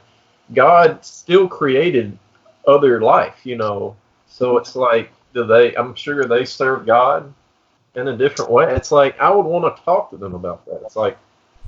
So, okay, didn't he create us in his image?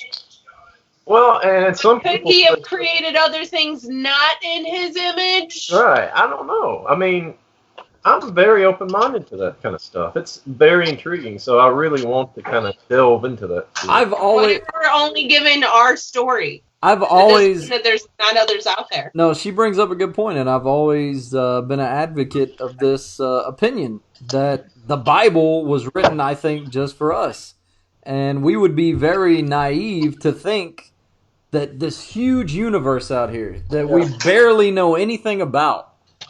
I mean, if you think about it, we've just scratched the surface of it because it's just so vast. We'd be very naive to think that we're the only ones who are here, and look at this. The only ones who are here, and the only ones who are relevant and have their own book that tells the story about it, That's the same thing that my massager is. This one, yeah, okay. I have so many others. Actually, okay, wait. I can count them. I'll be back. Listen, I'm just going to put this out there right now. I've seen a UFO. Tell that story. That's actually a good story. I have absolutely 100% seen a UFO, and I don't care what anybody says. I'm not crazy. I know what I saw, and I have two friends that were with me. I could call them right now, and they will tell you the same story. So I'm not saying it was aliens. I truly believe our government probably has technology we haven't seen yet. I agree. I actually believe that for the most part, that's what it could be, government technology. But it was unidentified, and it was not like anything I've ever seen in my entire life. And the feeling I got from it was terrifying. So I was, me and some friends, I was 16 at the time. We were driving home, and it was late. And we were taking this back road home called Mo Bottoms. And it's a floodplain, and it's right off the Missouri River. And I live in an area not too far off the river, but it's on top. Where I live is on top of the bluffs, but there's area lower, which is a floodplain. So it's home because it's a shortcut and it's a back road. There's like nothing on Mo Bottoms but fields and I don't know, corn. And so driving, and I said, what is this? And in front of us, my friend slows down the car, and I remember this tiny little Asian lady in the middle of the road taking a photo up in the sky like this. And I'm like, what is happening up here? Did not look this way, was just looking this way. I was in the back seat. I had 2 friends in the front seat. We're like, what is happening? I don't know what happened to this lady, and I've never seen the photos that she took, but she's taking photos. And this was back when you had a disposable camera, right? So, like, she would have had to taken this to, like, Walgreens to get developed. So I look over, and I just, like, I can't even express to you what I felt, but I went completely still. And it was, like, terrifying. And there was a black triangle hovering over the field, and it had lights around it. And it did not make a noise. And it was there.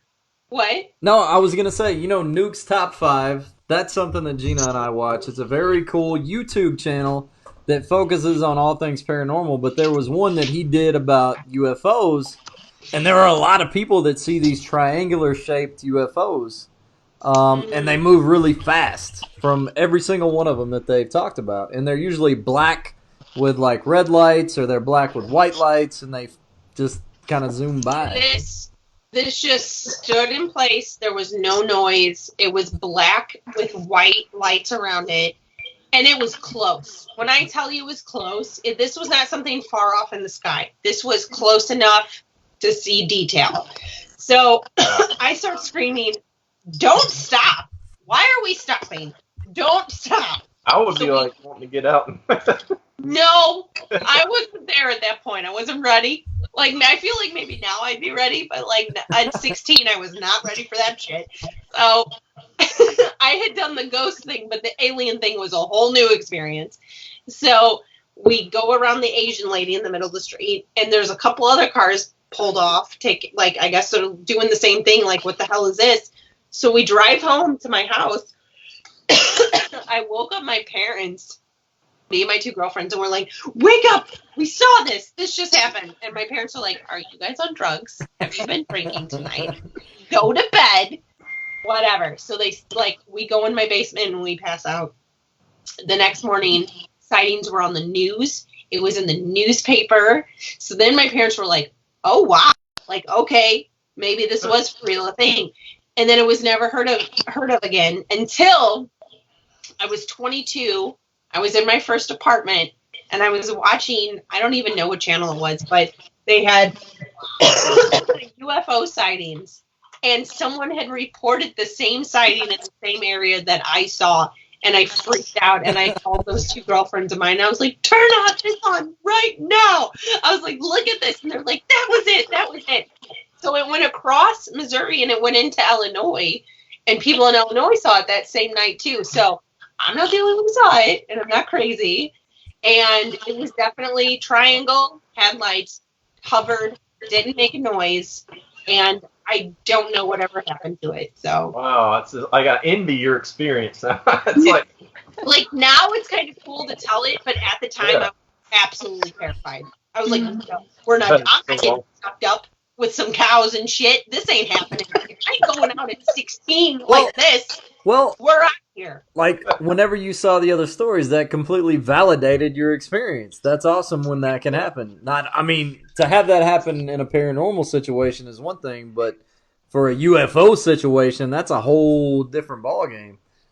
And also, St. Louis has Boeing headquarters here, which they test a lot of things out, right? So that's why I'm not saying it's aliens. It could have. Why do they have so many things in St. Louis? They have like all types of testing facilities. Listen, you want to talk conspiracy theories? I'm your person because I have conspiracy theories about St. Louis itself. Okay.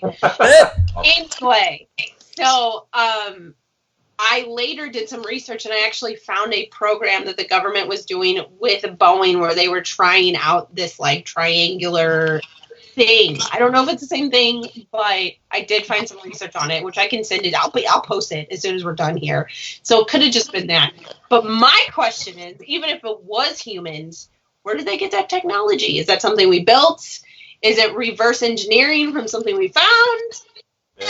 You bring up a lot of good points, and I think that our government. I'm not even going to get into this.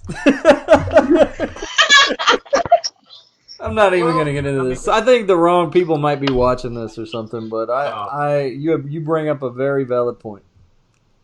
Yeah, I mean, I think our government definitely has technology that they want to keep secret from the public. That much I do know. Ask any every time a president's on a talk show, whether it's Jimmy Kimmel, Jimmy Fallon, Conan O'Brien.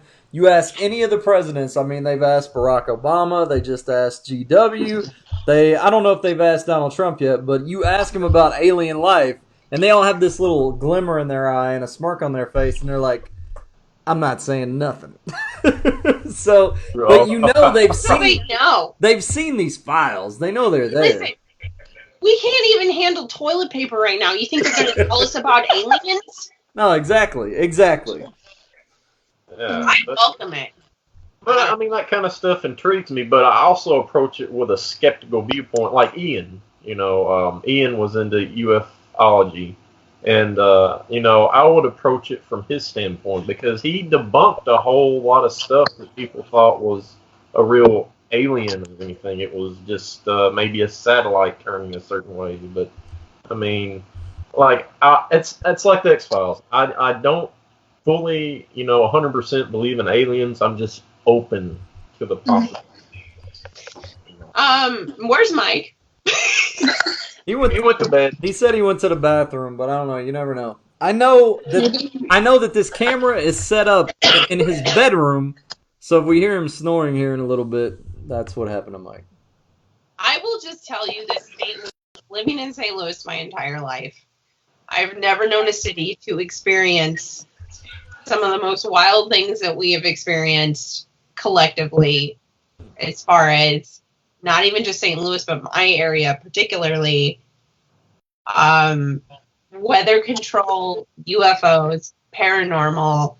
I live 10 minutes outside of Ferguson, and there's a lot of conspiracies about crowd control practices. With a lot of the riots that went down. Not that I'm saying that the riots were fake, but right. Crowd control practices that were tried out by the military with it. Lots of weird things, lots of weird reports. It's strange. So part of me thinks that St. Louis is a testing ground for the government. I'm not even joking. I think the government's yeah, let's do it in St. Louis, see what happens. It's their go-to spot for just shit. And I know I've told some people that before I got into ghost hunting, I was really wanting to work for NASA, but it sounds like it'd be really cool to work at one of these facilities in St. Louis. It's me being a scientist interested in this kind of stuff. It's how would you get into one of those facilities and work there? I don't know. I actually had two family members that worked for Boeing, and they don't really talk about it. And we do have military bases here, and I don't know. It's the perfect recipe for something to happen like that. Someone was asking. Someone asked why we didn't take a photo of it. Okay, this is when I was 15, which was 20 years ago. We didn't have cell phone cameras back then. Okay, we didn't have, the lady had a disposable camera in her car. I didn't carry one of those on me normally unless there was something going on. But 20 years ago, we didn't have just a camera on hand to take those photos. So that's why I don't have any photos of it. Photos or visual evidence in general is very hard to come by. I know that because I've been doing this for over 10 years. And I think we only have, I can probably count on one hand how many things that we've caught visually that I feel like are very compelling. We caught the apparition, three of those come from Old South Pittsburgh Hospital in Tennessee. The other two we got on the show, but... it hardly ever happens to where you're experiencing something that you have a camera or a phone or something to capture that in the moment. It's usually always, whatever happens is just happening when it's happening, and you don't have any way to record it. Sure. Yeah. Mm-hmm. I have noticed that it's the most common form of evidence EVPs. To me, it's I don't know if it's got to do with a lot of noises or mistaken for EVPs on recorder. And we think they're more EVPs, but they're really just pants rubbing together, or what we think is an EVP, basically. But it just seems like there's more audio than video. Yeah. Like, I don't think I've ever caught anything on video, and I've only ever gotten one picture of anything. And it was a shadow standing in the white hallway at the Thomas house. Yeah, that's the only like picture I think I've ever gotten is that one. And the rest of the stuff, just EVPs, you know, like eye stuff. Of course, I was in the church in the video where the doors opened and closed on command. I was up on the pulpit, but I didn't personally get that, so I cannot in any way take credit for it. You see on here, Mr. Christopher St. Booth just joined in. What's up? Are you serious? Hi! Oh, I miss you and I love you. I haven't seen you guys in so long. Get him in here. Yeah, what are you doing? What's your Skype? On next week. What's your Skype, Christopher St. Booth? And also, hello, Brandon. Our Aunt Connie has just said hello, so our Aunt Connie is on here. Okay, Connie. Send us your Skype and let's add you in right now. We're not at limit, right? 3, 4, 5. We can have another one. We can have one more, yeah. Oh yeah, add him in. Do it.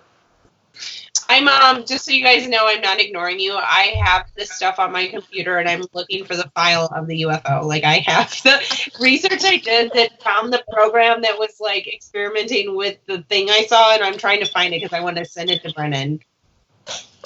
Also, I did count my aliens. I have 53 of them in my collection. Wow. 53? Oh. Yep, I have 53 of them in my collection. And then skulls, I can count these really quick, actually. I have 11 skulls. Nice. I don't even know what you would consider these two, but they're just elongated, I guess.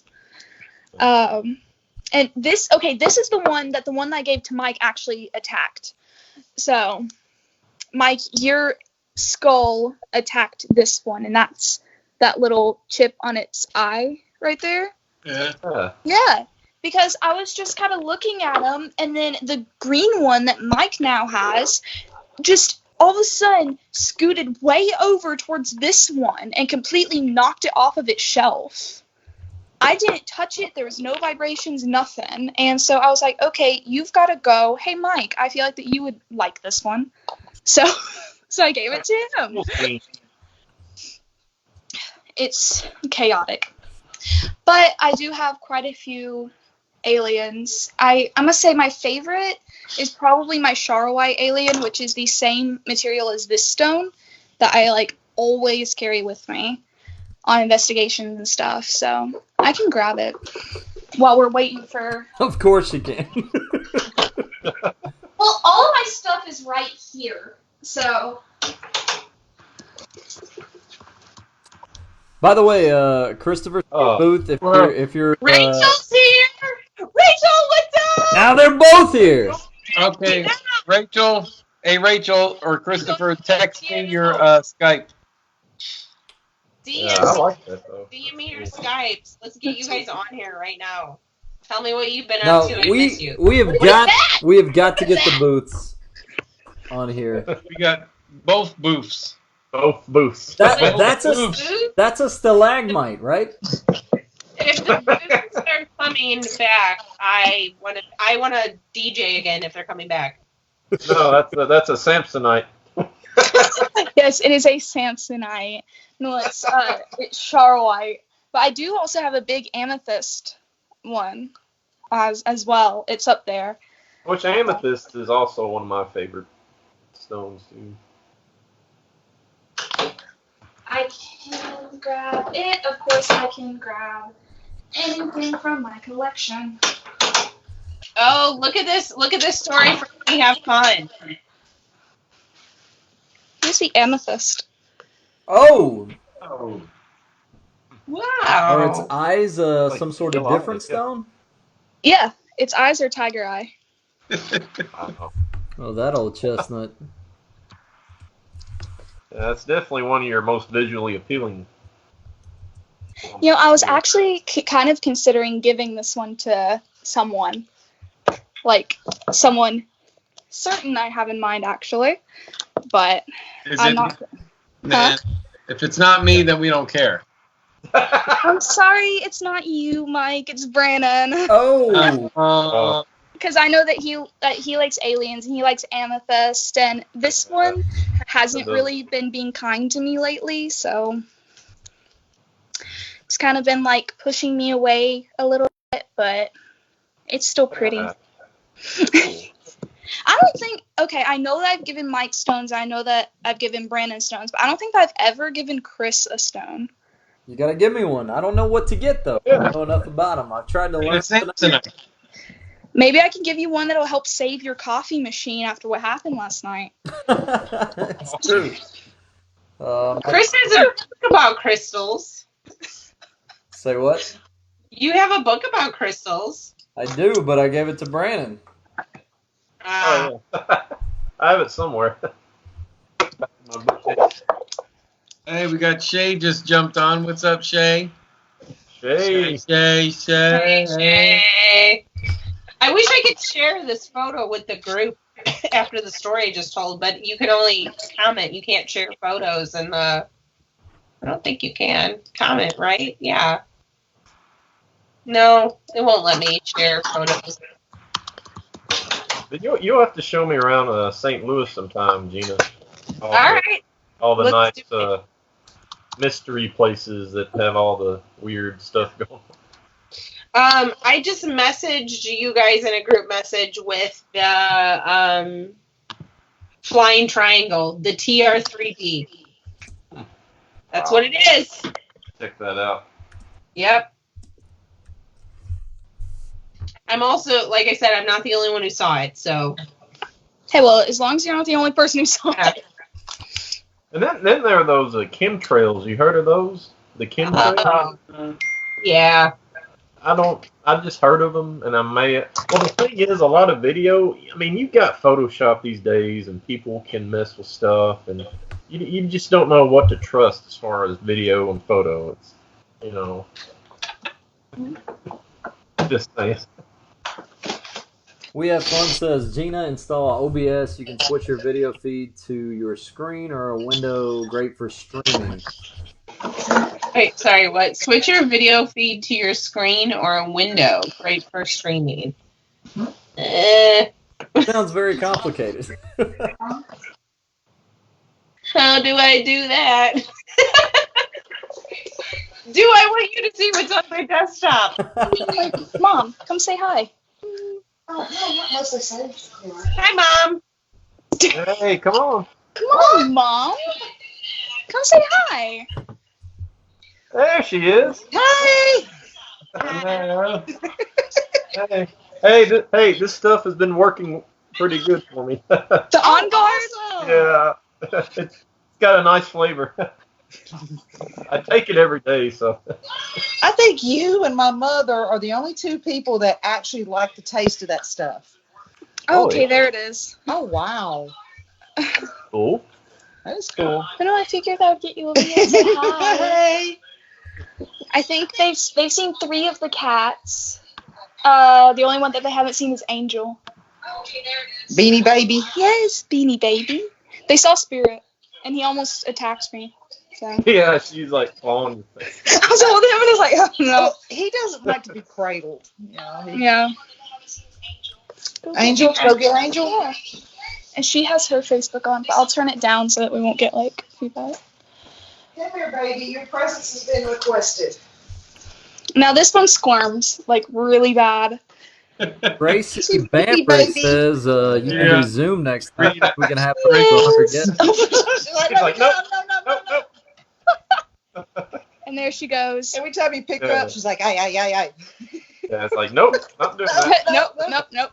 I also have 3 chinchillas. I know 2 of them forget trying to hold them. They will freak out. But Chi-Chi, she's pretty calm. The other 2 remind me of Pinky and the Brain. I don't trust them. What are we talking about? Cats? No, her Chinchillas. chinchillas. Oh, chinchillas. Okay, my bad. Yeah, she's got two of them. I swear, they're Pinky and the Brain reincarnated. But I love Chi Chi. She's probably the best chinchilla that I have. And if anyone is considering getting a chinchilla, just know that they have posable thumbs. So I didn't know that whenever I first got them, but yeah, they they're can very grab stuff. capable of grabbing things. And Yes, and they're fast and they bark like squirrels. And they'll steal your grapes and fight you for them. Wow. That's sticky hands. Yes, they have just itty bitty hands and they grab stuff. That's kind of cool. I can actually go grab Chi Chi. Oh no, yeah, it's okay. Do y'all want to see one of the chinchillas? Sure. Sure. Keep them company. Keep them company. Okay. Ryan just texted me and Ryan said the tequila is making me smile. So he's singing in tequila. Tequilas. Yeah. All right. I'll be right back. I got to do a bathroom break. I had bathroom break. tequila in college. Yeah. No more. You gotta have there she is. There she is. Oh, good. It's Chi Chi. Yep, she's my oldest chinchilla. Wow. Oh. She's not used to like being out in this part of the house because of the cats, but she's a little pale, and I'll go put her up so she doesn't freak out. Oh man, what time is it? 11:30. Yeah, Holly's Aliens is like area of what 51 and a half going on over here. So going on 52, right? Yeah, going on 52 exactly. You brought in a 30-pound crystal earlier. Did you see this? Yeah, I saw that. Two of them that are close to 30 pounds. I have one large one, but it's not quite 30 pounds. So. Did you know that your daughter harbors these large crystals, Mom? Yes, I do. I've seen my bank account. Yes. Actually, no, I save up for a lot of them. She's really good. She saves up for a lot of them. She does. Well, that's good. Yeah, like I'll do kind of odd jobs, like, clean people's houses, just a bunch of different stuff, babysit sometimes, Hey, Mike, there you go. Mike, there you go, bro. She works for crystals. She works for crystals. Actually, it sucks because the same weekend that the battleship was rescheduled to, I won't be able to go because I'm going to be volunteering at the Galactic Expo that weekend with Cosmic Connections, one of the shops. Sorry, I had chinchilla fur on me. One of the stores that I mentioned, and it's here in Nashville. So if anyone's into crystals and they can't make it to the battleship, try and come to the Galactic Expo. I'll be volunteering there. All right. Very cool. Very cool. Good time. Well, me and Mike has been to Inner Light. That was kind of a neat experience. Yes. Yeah, very cool. Crystals and metaphysics. That was pretty cool. Yeah, we enjoyed Inner Light. That was fun. Mm-hmm. What was that? I dig them. No, I just figured, where did Gina go? She had a bathroom break. Going. Yeah. See you guys. Yeah, it's good Adios. Good seeing you again.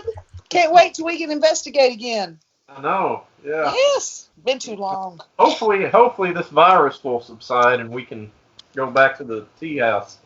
Yes. Yes. Yes. I think we're hoping on going to Missouri State Penn. So. Oh, really? Cool. Yeah. I know we're going to be at Tracy City, and we will be doing Bobby Mackey's. Was it July 9th? Yeah, July 9th. July 9th. I've heard a lot about Bobby Mackey's. Well, the thing about Bobby Mackey's is it's like I told you guys about the church. It's like I love active places. I don't like potentially evil. Yeah. Mm-hmm. That's the thing about it. It's like, because I believe in staying away from evil. But part of me likes to experience activity, so it's What? I don't think there's anything evil at the Tom. I don't believe there's anything evil at the Thomas house. I think there's something definitely there, something that might be a little angry, but I never felt like, oh, I shouldn't be in here. We got to go. I never felt that way. I don't know if any of you guys follow Ryan on Snapchat, but if you'd like to see any of his karaoke capabilities, they are on there right now. Oh. He is going at it. So he's going at it. Well, I think any negative place, really. I mean, it's like I like active places, but not so much negative. Yeah, like one of my actually dream investigations, I've heard from a lot of people, there's a lot of negative stuff there, and that's Alcatraz is like my number one on my paranormal bucket list is that, but I have heard a lot of people say that there's like negative stuff. And that one of your places too, Mike? Or? Which one is it? Alcatraz. That's one of the top places I'd like to go, yeah. But, I mean, I don't know. I mean, I'll go anywhere. There's no place that I think is going to be, like, evil, and I shouldn't be allowed in there. So, I would love to go. Sorry. Sorry. There's a cat, like, right above me, and she has a beetle. So... Why would we put it outside? Yeah, I have it trapped underneath this cap. Got it. All right. Wait, did I kill it? Don't kill it. No, we're still alive. Outside. He's going to go back outside. The only life worth killing is coronavirus. Exactly. But no, okay, there's literally a cat, like, right up here. And yeah, she had this beetle. So, it's Angel. Life with cats, man. And mosquitoes. I kill mosquitoes. Mosquitoes, yeah, I will kill mosquitoes. Yeah, but even flies, like I don't like. You don't die. Flies, it's like spiders. Just I don't know. It's life, So. Yeah, I feel like mosquitoes. I don't feel bad about though. Yeah. Not whatsoever. Like I'd rather just put it outside or take it outside and release it. Yeah. I try that with spiders most of the time, but normally I end up freaking out and like throwing the glass outside with the spider. Yeah. So. Now brown recluses I kill. It's just for safety purposes. Kill them all. Okay. Do y'all want to hear like a horror story about spiders that happened to me about 3 or so years ago? So yeah. I woke up. I woke up one morning. This is whenever I was in my room before we started redoing it. And this is actually part of the reason that we're redoing it. And there was a brown recluse about this big crawling across my face. Oh my! And so I flicked it off. I was screaming and crying, and like Mom could not figure out what I was saying until I finally just screamed spider. And so we went in there, and we've literally gutted the whole room. And we've not found it. And we know that it didn't come out of the room, but we have not found it. True that. So, just real quick, We Have Fun just said, I stayed in the church alone at 3 a.m. Do you know what church they're talking about? What were you guys talking about while I was talking? Thomas House, probably. Okay, because the reason why I bring that up is because I wanted to talk about this. I know I was in the chat last week, but I've only been to the Thomas house once, and it was the last time I think you guys were there. You haven't been back since then, have you? Since the last time I was there with you guys? I may. Yeah. But that was my first time there, and I thought it was a cool place, but I was staying out of the way, and you guys were doing your Q&A, and I was out in the lobby looking at stuff, so I was out in the lobby during your Q&A, and I walked up to what would have been the front desk, and in back they have this big, like, I don't know, like mail thing, I guess, that maybe people that were staying there would have mails or maybe keys. I don't know. It was a cool thing. I liked it. I like to go look for antiques. It was a neat thing. So I'm at the desk. I have my hands on the desk. I'm looking at it. I turn and I walk to go towards the door that goes into the dining room where you guys are doing your Q&A. And I'm standing there watching you guys, and I felt something hit the back of my heels. And I know you guys know where I'm going with this, but, like, I turn around, and there's a knife. It was a fake plastic, like, Halloween prop knife. But the knife had been sitting on the front desk, and I was a few like good feet away from the desk, so it's not like it just fell and dropped off. Like it had to have like flown off, and it hit me. This knife had hit me in the back of the heels, or my heels, while I was standing in the door, and nobody was there. So my first time being there, it's like I got a knife thrown at me. I turn around, and I'm like, is somebody playing a trick on me? Is somebody throwing stuff at me? And there was a lady coming out of the bathroom. She was too far away to throw it at me, and it wasn't at the same angle. But she's like, I thought I saw a man standing there. And she's like, but he's not there. And I was like, well, this was just thrown at me. So I don't know, but that's my story about the Thomas house. No, I was And there. I thought that's what we have fun we're talking about. They said they stayed in the church, so I was assuming they were talking about Thomas house. But anyway, that was my first time at the Thomas house, and that's what happened. No, yeah, I was there. I didn't see the knife actually projectile off of the bar or whatever, the front desk. But I did hear it with my ear, and I believe everything that she says because I know Gina's credible, so she's not just making this up. Thomas No, house, I'm a healthy real deal. skeptic. I don't really indulge in too much. I don't feel like it really could be paranormal or really couldn't be paranormal. So I don't really bring it up unless I really do feel like, I can't explain it completely. Now, obviously, my back was turned, so who knows? But it was interesting. But yeah, nobody got it on video, but Chad did get the audio of it. Chad was filming you guys, and you hear it kind of hit, So I was like, oh, cool. First night here, someone's throwing knives at me. Tasha just said I was there that night. Yeah, I remember. She was there. A lot of people were there that night. We were there that weekend, and I think we almost didn't stay the second night, but then we were about like 1/4 of the way home, and Mom just pulled over and did a big U-turn. She was like, nope, we're going back. So we didn't stay the night. We went home after the investigation, but we still stayed for the second night. Cool, I don't know. We'll see if I ever go back, see if they don't. Was it a warning? Or are they like, nah? I'm sure you'll be back soon. We go there a lot. Renovate the church. Because it's been having some issues. I'm sure the church is going to look totally different next time we see it. Mhm. Yeah.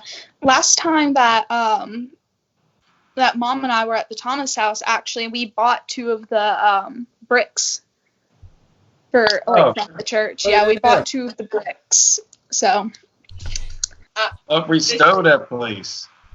Well, I think I got to go let the dogs out and all that stuff, but I think I'm going to sign off for the evening, yo. All right, but you got to answer this question. I got to what? There's a question in here for you right now. Okay. It says, what bands have you been associated with? Associated with? Yeah. Associated with just me, but are you talking about touring with? Yeah, probably. Worked with, toured with, played with. The last was Fuel, but before that it's been so many, from Alice Cooper to Papa Roach and Shinedown and stuff. But the last was the North American tour with Fuel, and that was 2015, I think, 14, 15, something like that. That was the latest, but it goes all the way back to like my heyday was like mid-2000s. Alice Cooper? The Coop. Yeah, so it was good times. Yeah, so there's a lot of big acts like that. Like mid-2000s, there's, I'm saying Papa Roach, Shinedown, Hinder, 3 Days Grace. I love 3 Days Grace. Yeah. All those kind of bands, that era that you really don't hear from much anymore, unfortunately. It was good stuff. No, but it's like we'll be somewhere and somebody will mention a band and Mike's like, "Oh, I opened for them," and it's like, "What?" Yeah. It's like, really? You opened for them? And he's like, "Oh yeah, that was back in 2000 or whatever, 1990." Whatever. Well, you did some. Excuse me. You did something for Slipknot, right? No, I just got to party with Slipknot.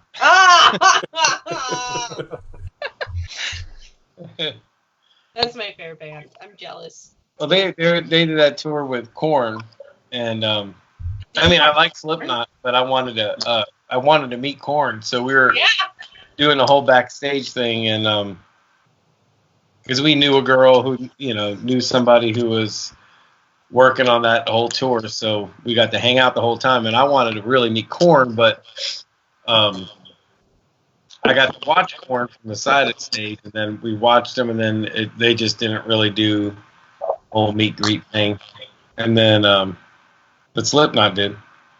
They were cool, a little out there, but cool. Little bit. No, A actually, little weirdo in there, a little bit.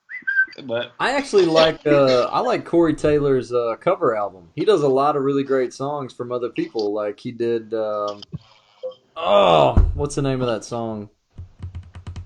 He's got a good voice. Like he's talented. Like he's got a just singing. Yeah. More of that in Stone Sour than you do Slipknot, I think. No, I mean he screams in Slipknot, and then in Stone Sour he kind of lets his voice be known. But what's the name of that song that Don't Want to Fall in Love? What's the name of that song? Help me out, please, somebody. Don't Want to Miss a Thing? No. Come on. What does he sing? I know what you're talking It's about. it's on his cover album. All right. All right, now I got to look it up. Now I got to. I don't know, but I will say I'm going to agree with Mike. It's 11:45, and I'm probably going to sign off too, only because I need to finish Tiger King. I need to finish the back of my eyelids. Chris I'm going to Isaac. be up to like 3 watching it. Chris Isaac. Oh. And yeah. He went Chris Isaac, then froze. With you, Okay. Yes. Is he frozen again? No. Nope. Okay, we're good. So we about to sign off, Chris. Yep, we're about to go. Wicked game, Chris Isaac. But the lead singer of Slipknot, he does a great cover of that. Corey Taylor. Thanks so much, guys, for tuning in tonight. We really appreciate it. We're all tired. We're all sleepy. We're all stuck at home in self-isolation.